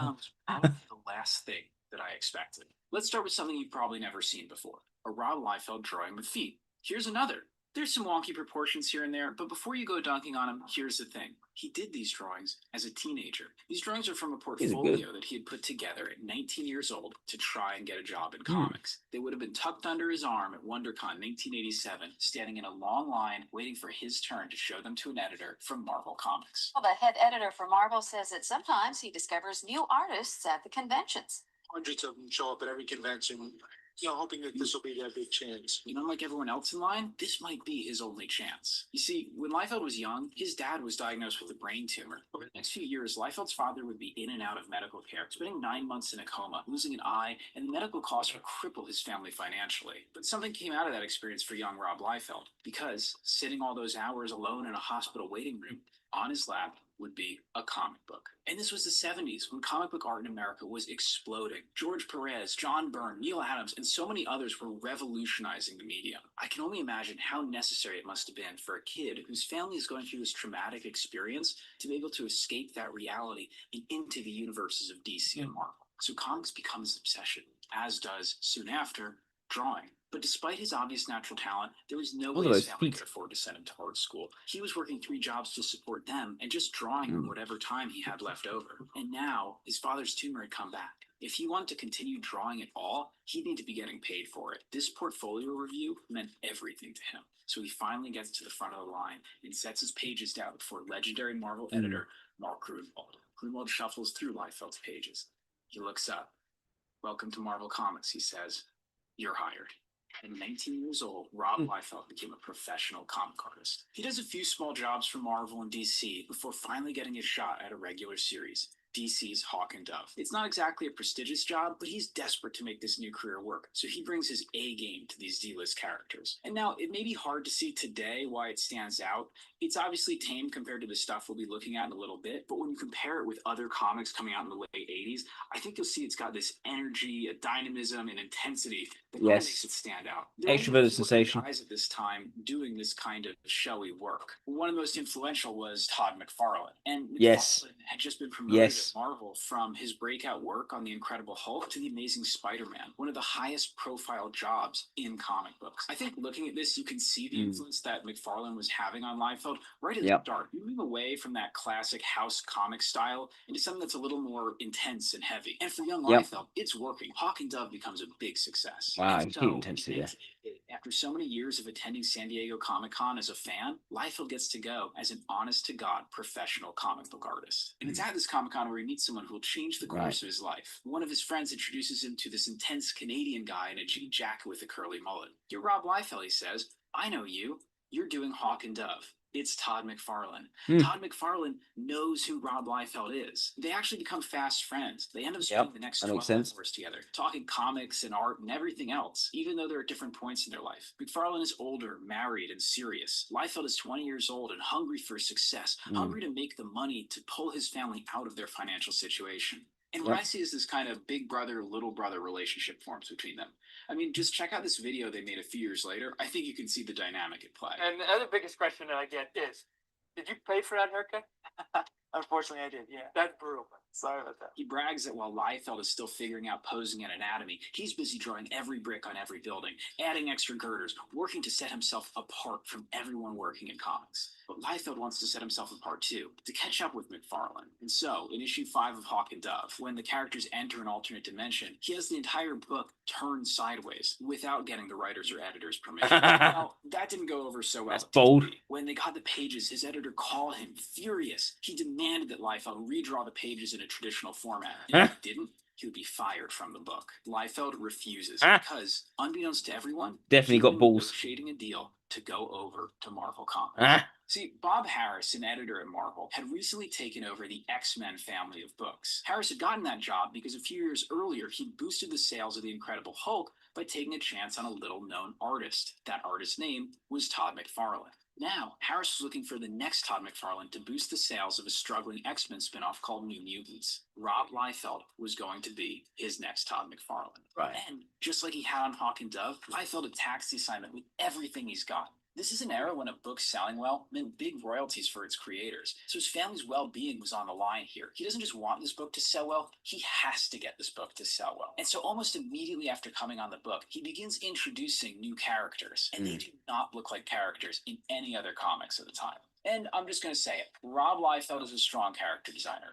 Hold on, don't unsubscribe yet. Let me explain. I know he's mocked now for his pouches and shoulder pads and guns and swords. But again, we have to look at this in the context of the time. Most superheroes were square-jawed guys who wore spandex. Just look at the covers before and after Liefeld takes over. This thing is going to stand out on shelves. He looks like he's about to murder the rest of the New Mutants. And this cover is McFarlane inking Liefeld's pencils, by the way. They're just so in sync. They spend a ton of time on the phone together as they work, and it almost seems like they're in a competition to one-up each other with how many lines they can put on a page. And Liefeld begins introducing new characters in almost every issue of New Mutants. If he's competing with McFarlane in this area, he's winning. When McFarlane co-created Venom, most of his work on Spider-Man was really focused on creating great new visual interpretations of older characters. Liefeld is throwing in new wild designs all the time, and the New Mutants is going from a struggling comic book to a sales success. But then McFarlane takes things a step further. He gets the assignment to launch a new Spider-Man series that he won't only draw, but also write. Whether to keep up with McFarlane because his ego was growing, or because he was genuinely trying to make the book better, Liefeld starts ignoring the scripts he's been given on New Mutants. This forces Louise Simonson, who's an incredibly gifted writer, to do last-minute rewrites around Liefeld's art. And unlike his editors at DC, Bob Harris supports him in this. So eventually, Simonson is pushed off the book and replaced by Fabian Nicieza, who is happy to work his dialogue around Liefeld's art. And so at this point, the book just goes full Rob Liefeld. He just, I think expectation is very clear here. He's very bold. It's just pure insanity, even if the plots and characters are getting thinner and thinner. And it's during this time that McFarlane's Spider-Man #1 There's like too much. And it becomes the best-selling comic book. There isn't the depth. There's almost an impatience to introduce more characters and show off his drawing there. Todd McFarlane is now the biggest comic book artist in the world, and Rob Liefeld wants that. Even though he's supporting his family as an artist, just as he's always dreamed, he's still hungry for more. He wants to beat Todd McFarlane. It's competition. I think exposition leading must. About the size of That makes the most sense. Although Bob Harris says it's usually about the size of a double-page spread. So he calls up Bob Harris and demands he gets the same treatment. #1 with all the marketing resources that Marvel has. Once again, Harris is in his corner, so they cancel New Mutants with issue 100 and relaunch it a few months later as X-Force #1, with story and art by Rob Liefeld. How will it sell? We'll talk about that in a minute. Very assertive and wins. He understands edge. Talk about one other good quality of Rob Liefeld's art. His page layout. Understands brinkmanship. By how McFarlane was making Spider-Man bigger and bigger in his comics, Liefeld begins to use game. Don't do tiny stuff. You know, it's been done a million times. Don't do tiny stuff. God used to beat this into me. Characters are given huge, almost pinup-style treatment in the pages. Inspired by 80s manga like Appleseed, he works to compositionally anchor each page around key drawings. And I think this is where we start to see some of Liefeld's weird anatomy and perspective creep in. I always start with the head, and I do all these zigzags. And then that's where your anatomy sucks.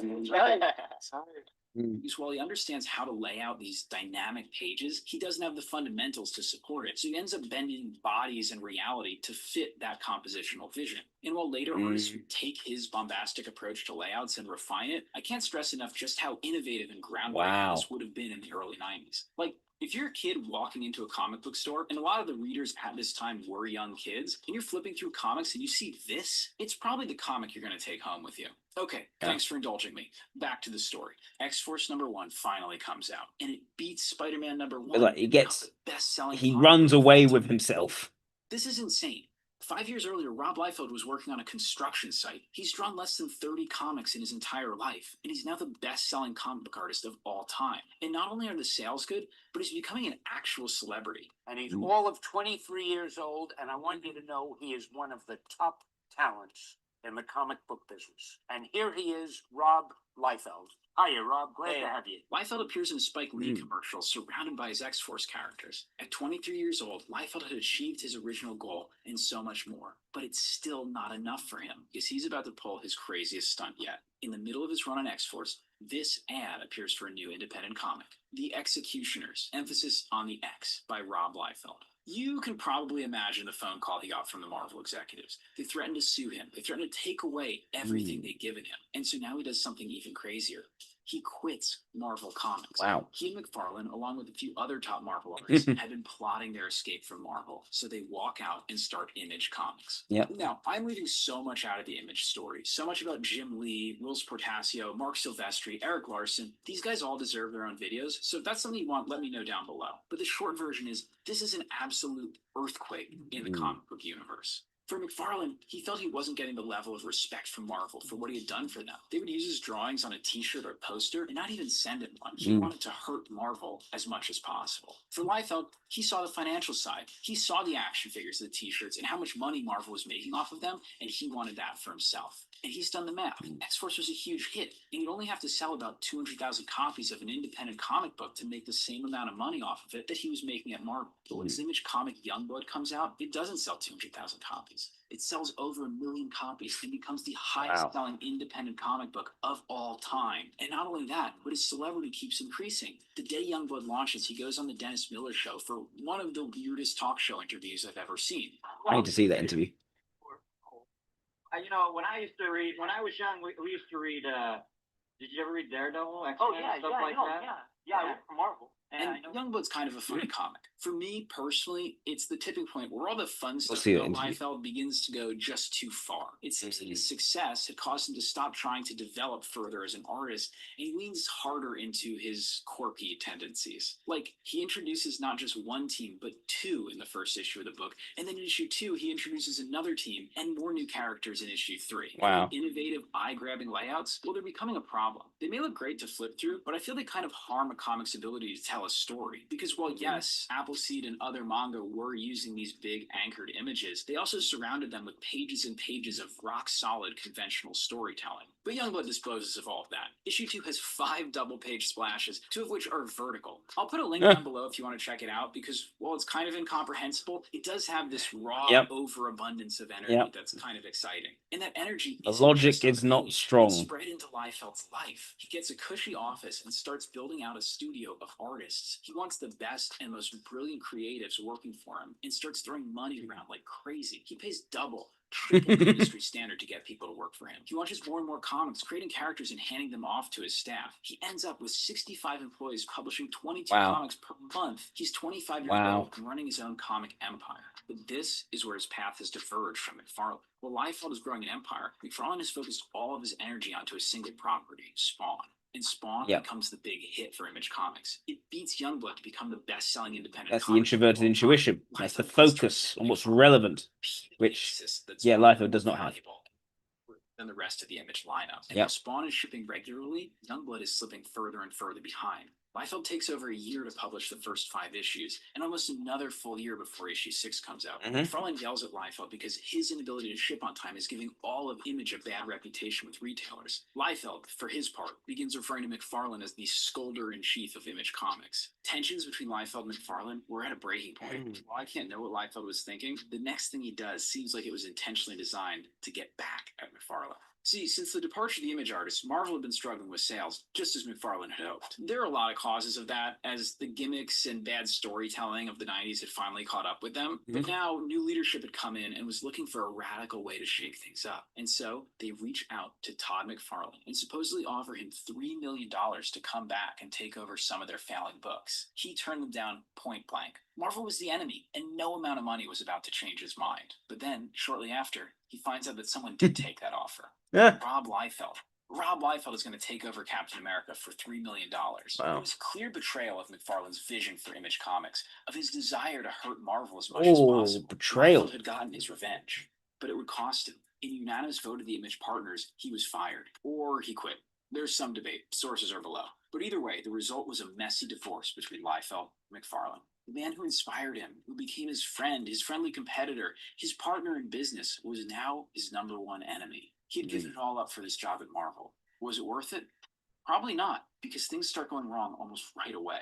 Liefeld's Captain America, Marvel's whole new direction, is heavily criticized. It's during this period that Liefeld produces this infamous drawing that would end up haunting him for the rest of his career. And then, Marvel declares bankruptcy. Again, there's a lot of causes for that besides comic sales, and maybe that's a good topic for a future video. But what matters is that new leadership comes in, and they do not like Rob Liefeld. And so, his Captain America run is cut short after only 6 issues. After giving up so much for this job at Marvel, he had now lost Marvel too. And McFarlane, bitter over their dispute, uses every opportunity to tarnish Liefeld's reputation. He says everything you need to know about Rob Liefeld is in his name.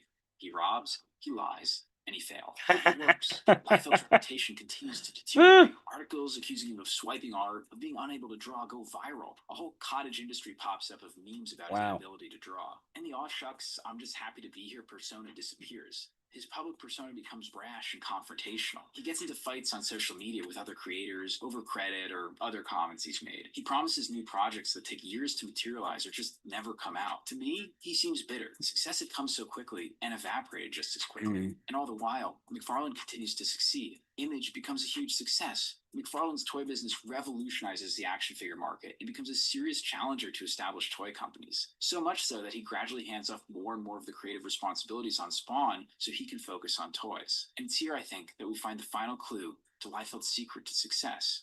Because while McFarlane stopped drawing comics, Liefeld never did. He's still drawing comics today, drawing comics for Marvel and DC. Why? I can't imagine he needs the money, and every issue he releases just brings out more of his detractors. Because this is his real secret. X-Men 108, John Byrne's very first issue of the X-Men. The X-Men are battling the Shi'ar off planet, and there's a cosmic disturbance that's... Rob Liefeld loves comics so much, more than almost anyone else. And for a brief period, that love made it into his work, and it was enough to overcome all of his technical shortcomings and make him a superstar. But that very success would corrupt him. It would cost him his audience, his business, his reputation, and his friendships. But the story doesn't end on a sad note. Because in the last few years, he seems to have lightened up, learned to laugh and enjoy his success, enjoy drawing comics, and most importantly, to repair some long-lost friendships. Trust me, I meet 23-year-olds now, and I go, oh my gosh, I was such a dumbass. I can't believe I was doing what I was doing. I would never put that guy in charge. Let me just jump to the point. I get really reflective and emotional around San Diego. I love this show. I love my memories, and I don't think there's a memory I have without this guy. Like, especially the formative years were the best. They were the craziest before we all became our own entity. It was so awesome.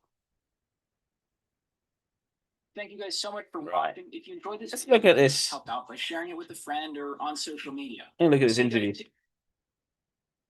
Here we go. This is out there. Youngblood. He's the man behind the nation's best-selling comic book, folks.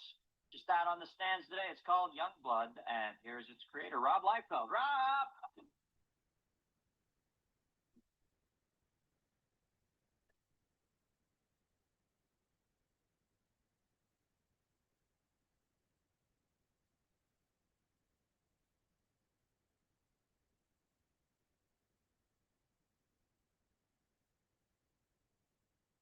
So old now, man. I interview newsmakers, and they look like the Walton's third son. I mean, well, how old are you? I'm 24. Oh, wow. Well, when I used to read, when I was young, we used to read. Did you ever read Daredevil, X-Men, stuff like that? Yeah, I work for Marvel. Yeah, I put one of your characters in here. I get a very Norrin Rad Silver Surfer vibe off this one guy. Yeah.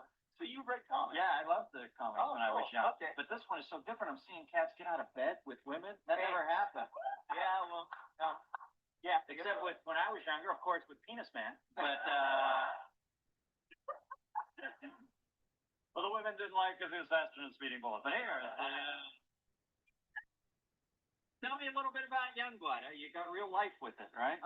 Yeah, it's Youngblood is a team of government superheroes. They, as an answer for like nuclear weapons, they start genetically engineering these super people, and as a result, they become celebrities. You know, because it all started off with I thought of there was a guy like Superman.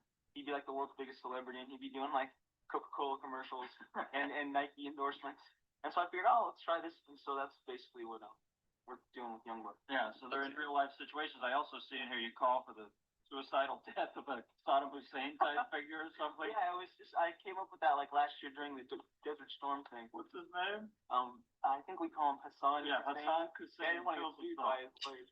Yeah. So the artwork's killer on it too. Do you do the artwork and the I story? do the whole thing. Yeah. And you just started your own company, right? Yeah. Myself and 6 other cartoonists, we all decided to start our own little company. We didn't know how we would do it. Called the Image Comics. And you just got sick of doing it for somebody else? I think we just all got the same itch at the same time. We just wanted to kind of go off and do something else. So yeah. So we just formed this company, and this is the first book from it. Yeah. So now, what will the rules be? Is it when you work for somebody else, Marvel? Yeah. Well, I guess it's state of the art, right? Oh, sure. Yeah, that's the top. What was the hang up there, though? What didn't you dig about it? No, the thing was, working for Marvel was great. It's just that I created a lot of characters for Marvel over the course of a couple years. And I just couldn't see myself staying and doing that over and over and over again. And I decided, well, I'm going to try and do it on my own. And I think that's what we all thought. So we just gave it a chance. Now we can own this stuff and see the creative process like all the way through. You know, right. If they want to make a toy or if they want to make, they've got to like talk to us. You know, so us kind of being cut off. So. And changing your characters and stuff like that too, right? Exactly. You can't like give him blue hair or green hair. Yeah. Now, Superman 1, doesn't it sell for like $50K now? Yeah, it's pretty expensive. But that was like years ago. That's an old comic. Yeah, and so maybe one day, Youngblood. Maybe, I don't know. First one. I don't know. 50. Who did you like when you were young? Who were your favorites? Oh yeah, all the stuff you mentioned. Yeah, Matt Murdock. Remember his law partner? I can't believe this. Yeah. Oh, you know? Yeah. He is very, comes across very likable. What do you mean? Like Wolverine or Cyclops? No, Cyclops. There's Cyclops and Iceman and the Beast, and there's the Professor X. Yeah. Guy and who did Ben Grimm always do battle with? The Hulk? No, the Yancey Street Original. Oh, okay. It's clobbering time. Yeah, this guy here. This guy, he was kind of inspired by the thing. His name's Bedrock. Oh yeah, I can see her. Yeah, Ben Grimm vibe there. You remember Ben Grimm went into space, got hit with a cathode ray, turned into a peak. Let's see like an older interview. Well, more recent interview, I should say. There is a Mark Wahlberg look to him. Ooh. From feminists who labeled their exaggerated proportions sexploitation. Sensitive to criticism, he reluctantly downsized. I think it's slowly changing because we've been so battered by it recently that we portray women as these huge, chested, voluptuous women. And I guess the reason that I've always been cold to that, I'm like, Superman is not a weakling. Superman is this massive guy, and the people who are cast to be Superman are these bodybuilders, and the heroes are not these little men. But it's so weird how the focus does not stay on them; it's on the women. With merchandising spin-offs of his comic book heroes, Rob became a $7 million man at age 27. Now the young boss of Image Comics takes special interest in the talent he hires. We pay our young artists exceptionally well, and it's kind of the pride that I take in saying we're different. We treat artists better. I want to work with these guys for years and years and years, and I want them to be able to go home and say. Strikes me he was quite a good boss. It's quite something. He's taking on so many people working under him, winning them over, getting them to work for him personally. Present for autographs, he instinctively knows the difference between those seeking escape between the pages and those seeking fulfillment You, as an artist who wants to make a living out of this and wants to make a career and hopefully support a family, owe it to yourself to stand out amongst the crowd. Standing out as a superstar illustrator, Rob's biggest fan was high school sweetheart, JoBeth Creel. She became his fiance after he popped the question in the place he felt most comfortable, the center pages of his comic book. That's cute. In June 1995, the actress and the comic book king tied the knot, then got to work renovating and redesigning their first home together. With time, money, and a whole lot of love, the deluxe villa built on one man's imagination soon became a showplace.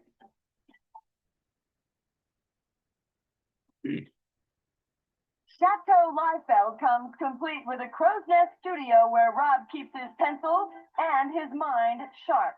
Just when he thought life couldn't get any better, Hollywood came a-calling. He and Steven Spielberg are already at work on a sci-fi adventure based on one of his comic characters. And that's just for openers. Rob is reportedly also working with TriStar Pictures and Tom Cruise to turn another... What is the whole thing with Youngblood? Why Youngblood?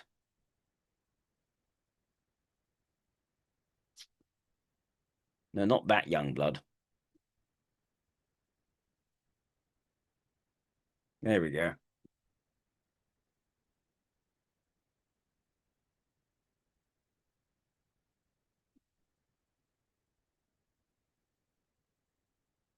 A high-profile super team sanctioned and overseen by the United States government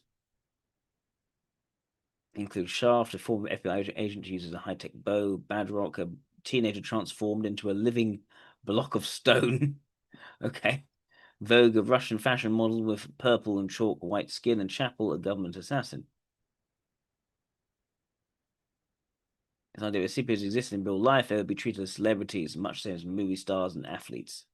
So it depicts the superhero members of Youngblood not only as they participate in adventures fighting crime and evil, but navigating the world of celebrity endorsement deals, TV show appearances, agents, managers, and the perceived pressures of celebrity life. That's interesting.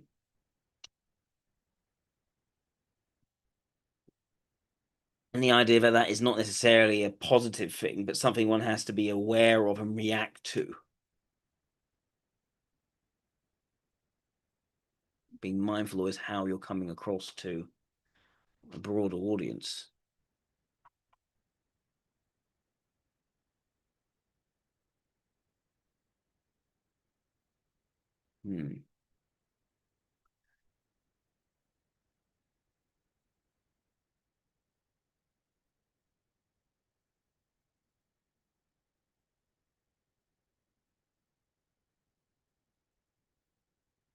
Yep. Media scrutiny, public image. Intention and pressure on team members to maintain a positive public image. Their Q rating, public opinion, media coverage could impact the team's operations and individual members' careers. This strikes me a lot more like extroverted ethics as a demonstrative function rather than a mobilizing function. Personal struggles, psychological issues, the characters beneath their public personas. Some include the character Charles' issues with body image and eating disorders because it really exploring superhero comics at the time.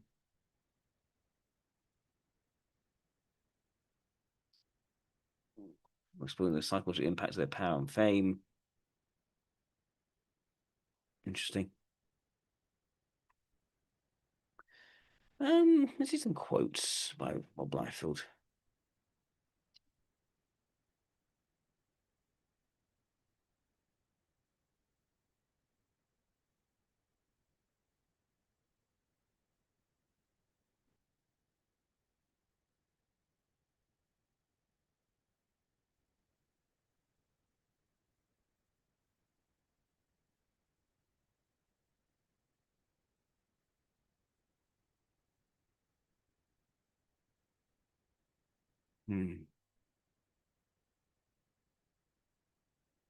A ton of work.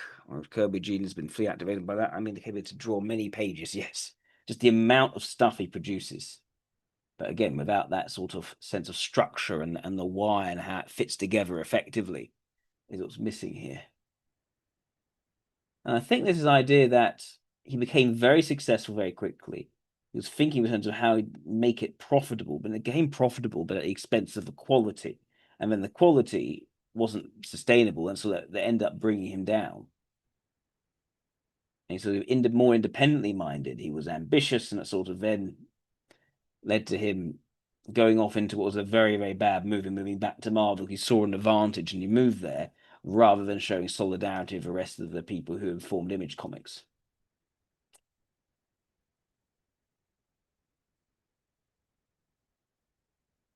That one, I think, was team to save the family reality as it comes undone. Having transient breaking down each story, pacing layout, movement, having drawn 3,000 pages, and the language of comic books very well. There is unapologetically absent me. There is no Deadpool, period. I name the costume. But there's no Deadpool at all in existence without me. So why Deadpool? What was his reason for Deadpool?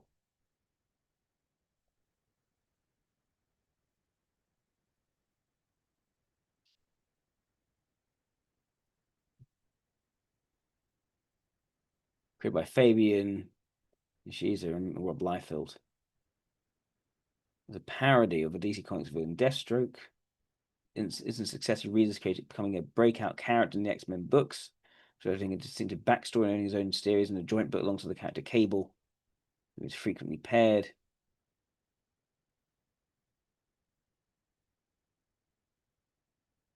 So Fabian is the writer, the artist is Rob, of course.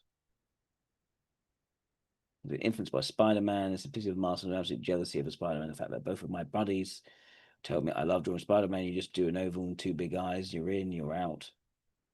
We'll make fun of you or punch you in the face and make small cracks. That was the entire intent with Deadpool. He's Spider-Man except with guns and swords. He's a jackass.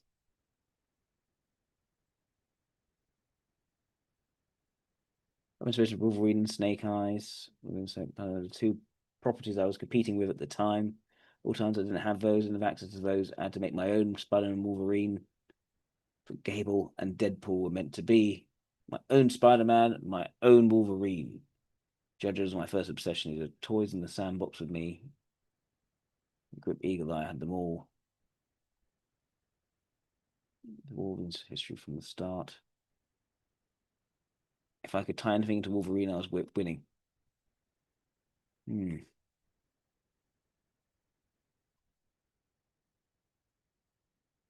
Right.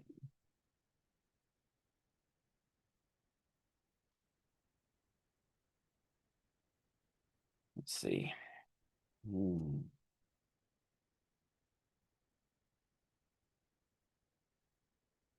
Need to see a later interview.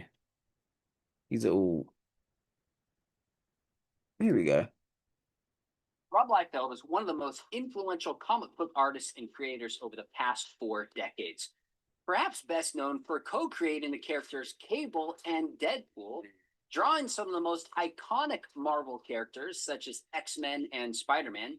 He's here to talk about his love for comics, his take on the culture of comics and superhero movies, and how he thinks about the intersection of comics and faith. No one got me comics to make money. I got me comics just to pay the rent. This is what I could do. People always go, "What was your inspiration for Cable and Deadpool?" I'm like, paying rent, paying rent, paying rent. Was there a moment or reason? That's also another key point. It doesn't seem that extra ethics is the motivation. Miracle. I have felt the Lord move in my life. Can a Christian watch Deadpool? I love this. Okay, let's go. This is, in its purest form, the most R-rated book we can give our kids, and we do it every day. So it seems like the violence is depicted very differently than it would be in the Bible. So make sense of that for me. So this is where I totally disagree. How do we thinking biblically about comics? But you got to, and I'm going to shock the audience with this one. Rob, I've been looking forward to this for a long time. I pulled my boys out of school. They wanted to meet you.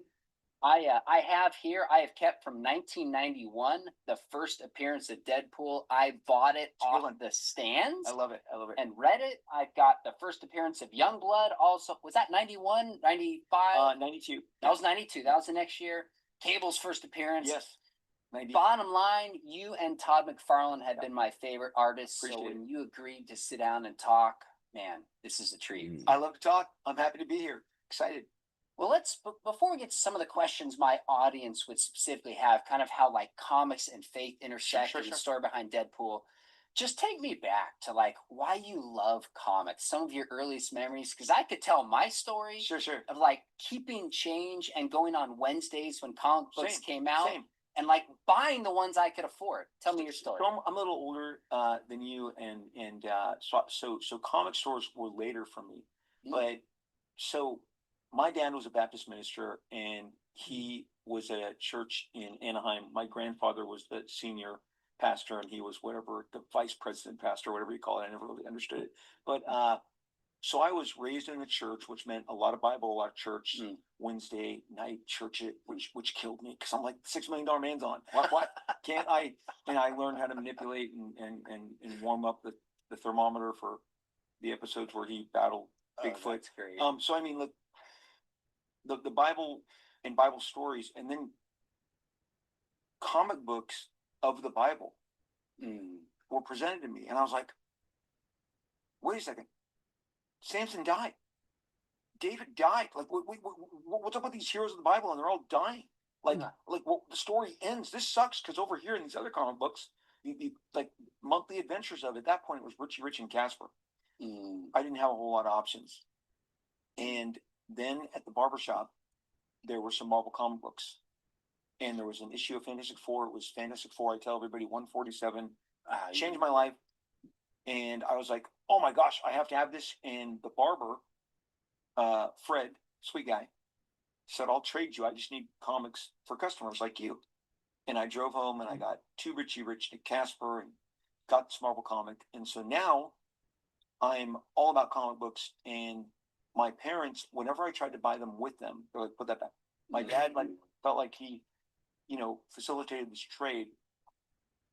But when we go to 7-Eleven or the liquor store on the corner, where look, it was a liquor store, but it had potato chips and soda and everything my family would grab on the way home from church. Okay.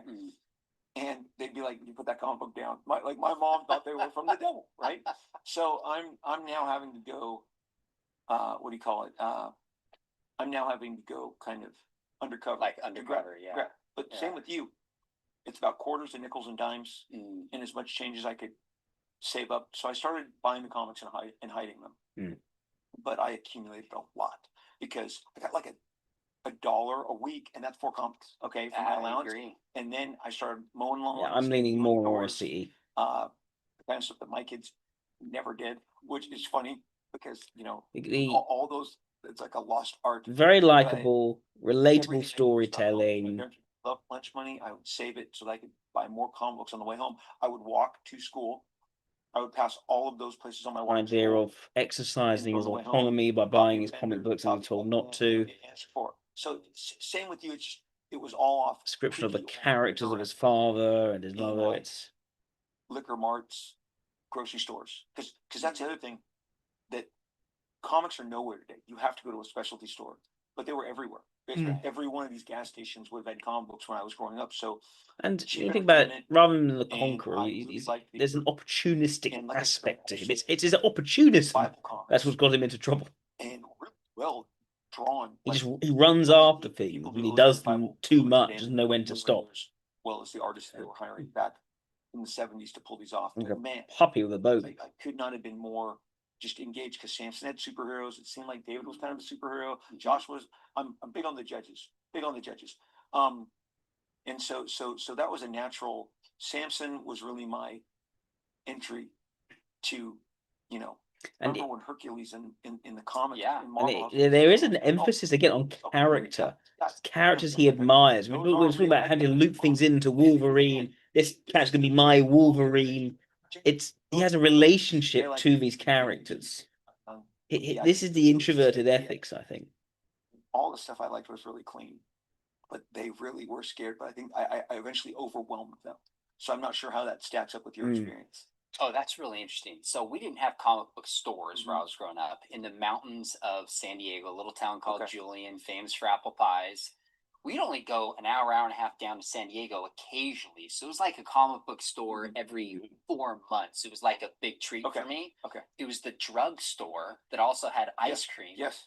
It was a spinning rack, and it was like, maybe the new Wolverine or X-Men or Hulk would come out or Spider-Man, and I would just show up every Wednesday, partly ticked because on the rack they'd be a little bit bent. I'm like, oh man, I can't have this great condition. But my dad, my dad is an outspoken Christian apologist, conservative. But he made me listen with to different other comic writers, that he was very much motivated by making the money. Do what's needed to make the money. Die on. It's not him being a sort of wild entrepreneur, but do whatever he thinks smells like could make him more money and make it be more effective. So there is extroverted logic there. It's more motivational than it is strong, I'd say. You love comic books. You could be sneaking something else. We get it. Or... I think that, look, I love her to death. My sister is 7 years older than me, and she was more of the rock and roll. I think she put my parents through the paces. She was like AC/DC, all of that stuff that was coming in the late 70s, early 80s, and so I would drive everywhere with her and listen to her rock and roll music, and to this day, all of the bands that I was exposed to when I was 5 or 6 are because she was already listening to them in her room. And my parents, I think she kind of tested them in such ways that it's like you said, well, let's just give him his comic books because he's not, pushing the envelope as much as his sister is. So I think they relented eventually because she was really the wild child of our family, and she knows this. And eventually she cooled off, but I think they were like, well, let's just and I was drawing from them. I was constantly opening up comic books and then taking a drawing pad and drawing from them. So I think my dad saw that I had some ability, and I think that he told my mom, like this is something that he really he's indulged in, so let's give this over to him. Because I was really a good kid. I say it on my own podcast all the time. I'm super boring. I have no like terrible indulge. I'm super boring, super laid back, and I just, I think they were like, let's give this to them. Later on, when I did discover comic stores, then it ramped up again because the comic stores of 1980 in Orange County were still manned and owned by long-haired hippie people. Oh yeah. And there would be smoke, lot of pot, so the first one I ever went to, my dad drove me there.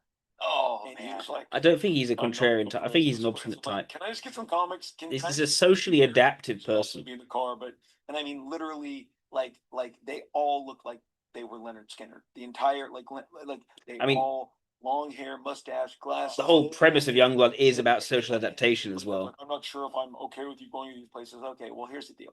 As you know, they can't police you all the time. And then I decided, well, I can ride my bike. And I would do these 2-hour rides. Oh my goodness! On my bike. There was a comic store down in Huntington Beach. It's not there anymore. But there was one in Fountain Valley, and I would just go, well, I can bike all day. Yeah, this is the obstinate. My money, get these comic he's books obstinate, not. Now comic book stores. It's not about he socially adapts, still reasonable, but if he's told not to do something, he will do it. But well, I can control what I do and how I do it. That is the stubbornness. It's a logical stubbornness, not an ethical stubbornness. Again, it's supportive of SEE, Rob, not SEE. I'm not into this sci-fi fantasy stuff, and he used to. I think tech tidbits is correct. I agree with tech tidbits. And also, my mom would always at this moment in time. Washing clothes. I'm like, where do you wash clothes? Don't we wash them? So she had her Midwestern thing. But my dad took me to see Star Wars the summer of 1977. I was begging based on all the, and he said, we have to go 2 towns away. I can't be seen taking you to this. Are you serious? Yeah. So it was really strict. So I mean, really strict. And so we went to see Star Wars in the city of Orange, and we lived in Anaheim. And then when Raiders of the Lost Ark, same thing. Like he was just because the judgment of the congregation, who was a lot of blue-haired old ladies, and did you hear Mr. Pastor Liefeld was at a movie theater, and even rougher was my mom loved movies. So he's adaptive, but he also holds the idea of containing what you're doing for the sake of what people think of you to be. He holds that also in contempt. So I was hilarious. I'd be like, wow, I got to go see the R-rated movie with my, and again, 3 cities away, there's Paul Yeah. getting the scene. He's very charismatic. So there's a lot of messaging going on. But look, like I said, we were constantly, I felt like I was going to church my whole life. Sunday morning, Sunday night, Wednesday. He feels like the Monkey D. Luffy of comic writing. My dad was a really sweet, kind guy. He just was very concerned with, the rigidity of the church. But when we came out of Star Wars, and I'm like running to the car, I was 9 years old, and I'm brandishing a fake lightsaber.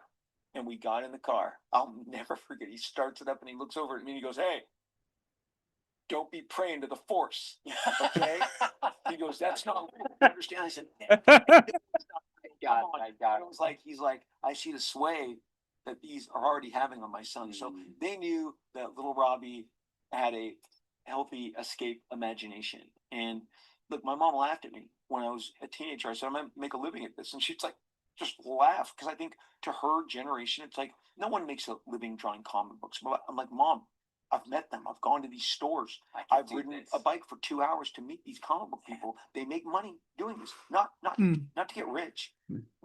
It's been kind of a thread among comic creators lately on social media, because no one got into comics to make money. I got into comics just to pay the rent. This is what I could do, because I'll tell you what I wasn't going to do. Anything smart. I tell people, I wasn't going to be a doctor. I'm not going to be a lawyer. I'm not going to be like a scientist. Okay.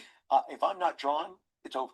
Like, so I knew I was all in if I didn't do this. But so my mom, I think when she realized I've been hired. What do you mean you've been hired by Marvel Comics? What do you, I'm like, that's why the checks have Spider-Man on them. Mom, those are actual real checks. Doesn't see himself as a particularly smart person. And now they have Mickey Mouse on them. Very sad. But the thing is, it was a very early life, very young life of kind of winning them over.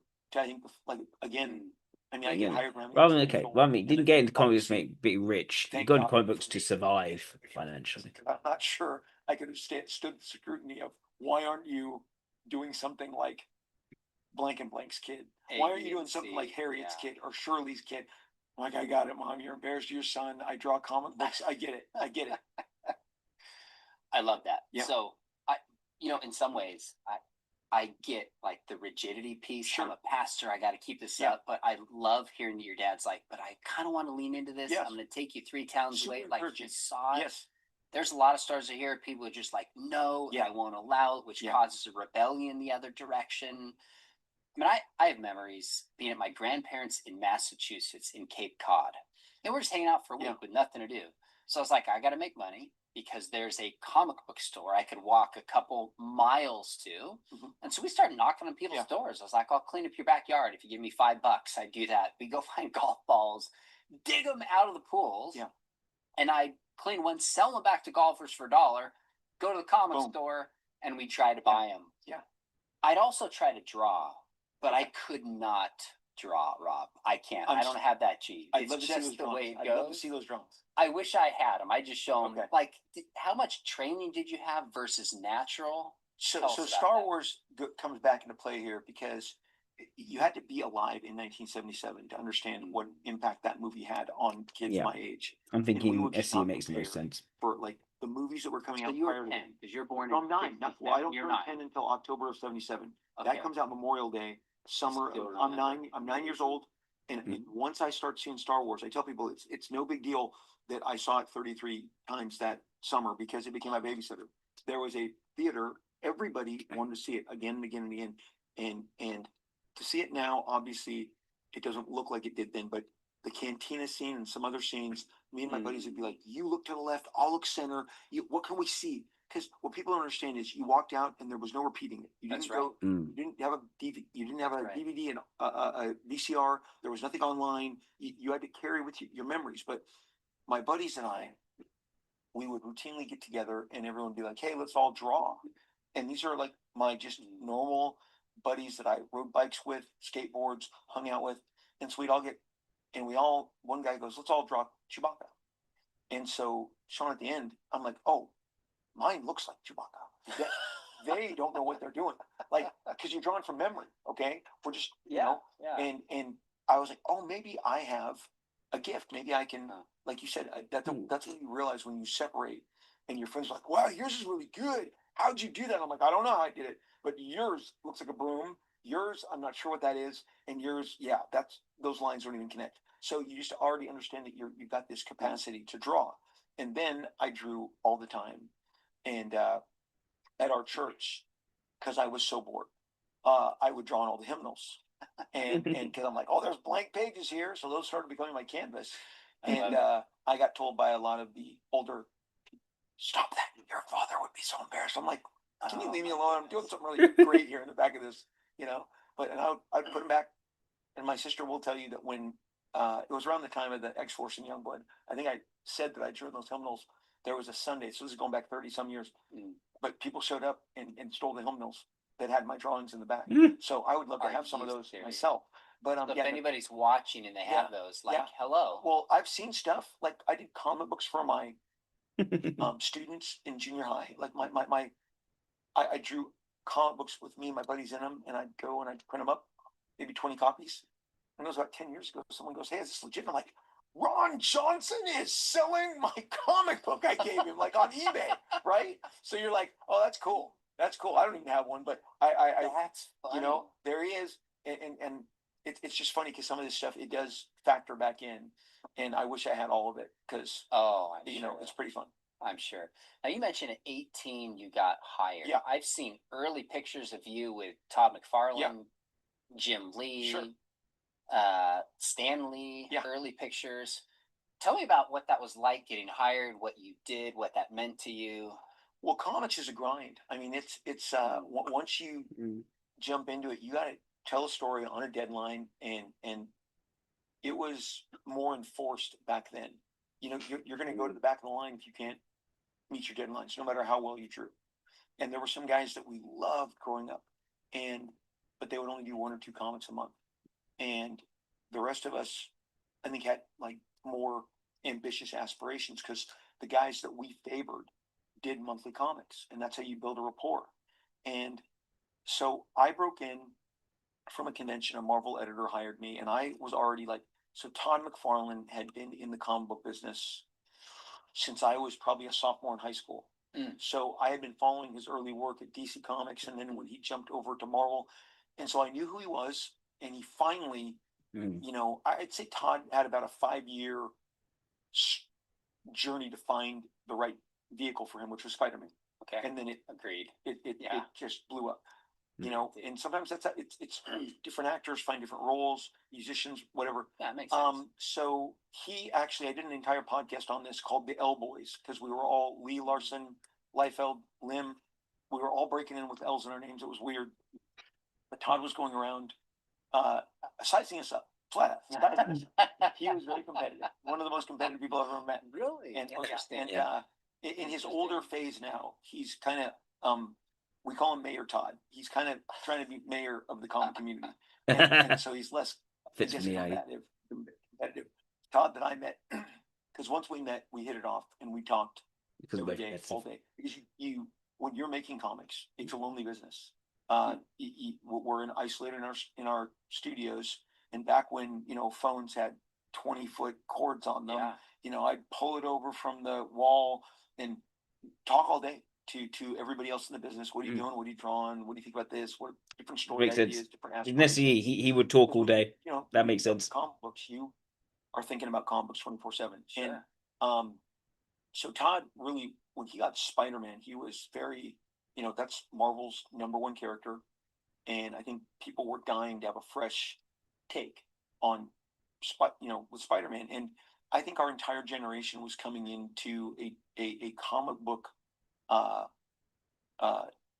of a comic book community that was tired. We were the new guys. It's just like a rookie or a new guy that you draft and you put on your team, or a young free agent. I think we've seen enough to be reasonably sure of SE at this point in time. So we have someone who is has a lot of energy, almost sort of teenager-like, buoyant energy into throwing himself into doing things, moves often too quickly, too impetuously, and open himself up to criticism because he's perhaps not careful enough at what he does. He has clearly a lot of energy, very much into the sort of grind of producing too much in terms of imagery. Clearly is also very competitive, as was Todd McFarlane, and they bonded over that. He had an emphasis on more characters, more things thrown in, very dynamic, very intense physical imagery, which I think is the extroverted sensation coming through. Less about the drama and more about these things looking really cool and bringing in that physicality and showing that physicality on the page rather than delving into the deeper causes and themes aspect. I think the lack of depth is why he's been criticized quite a bit, as well as I think in pushing the envelope more, trying to do things more, trying to make more unconventional breaking of the fourth wall almost, or breaking the style of the page. He then fails in the implementation in terms of putting things off, keeping the structure coherent, keeping the plot coherent so that the plot becomes less and thinner as he does it. He clearly seems to be very much attached to different characters. He created Cable as almost his version of Wolverine. He created Deadpool as his version of Spider-Man. So, is it Spider-Man? I think it's yes, creating his version of these characters and feeling like I can work these characters, I understand them, I can use them. I think is the introverted ethics coming into play here. He's clearly very charismatic. He's clearly someone who feels very comfortable just talking all day on the phone to someone else and sort of getting things off his chest and expressing and gesticulating, and does that almost gaining energy by doing that, which I think makes a lot of sense of extroverted ethics as a demonstrated function. The extroverted logic, I think, is more motivational. I need to be competent, be capable. He makes fun of himself. I don't see himself doing anything particularly smart.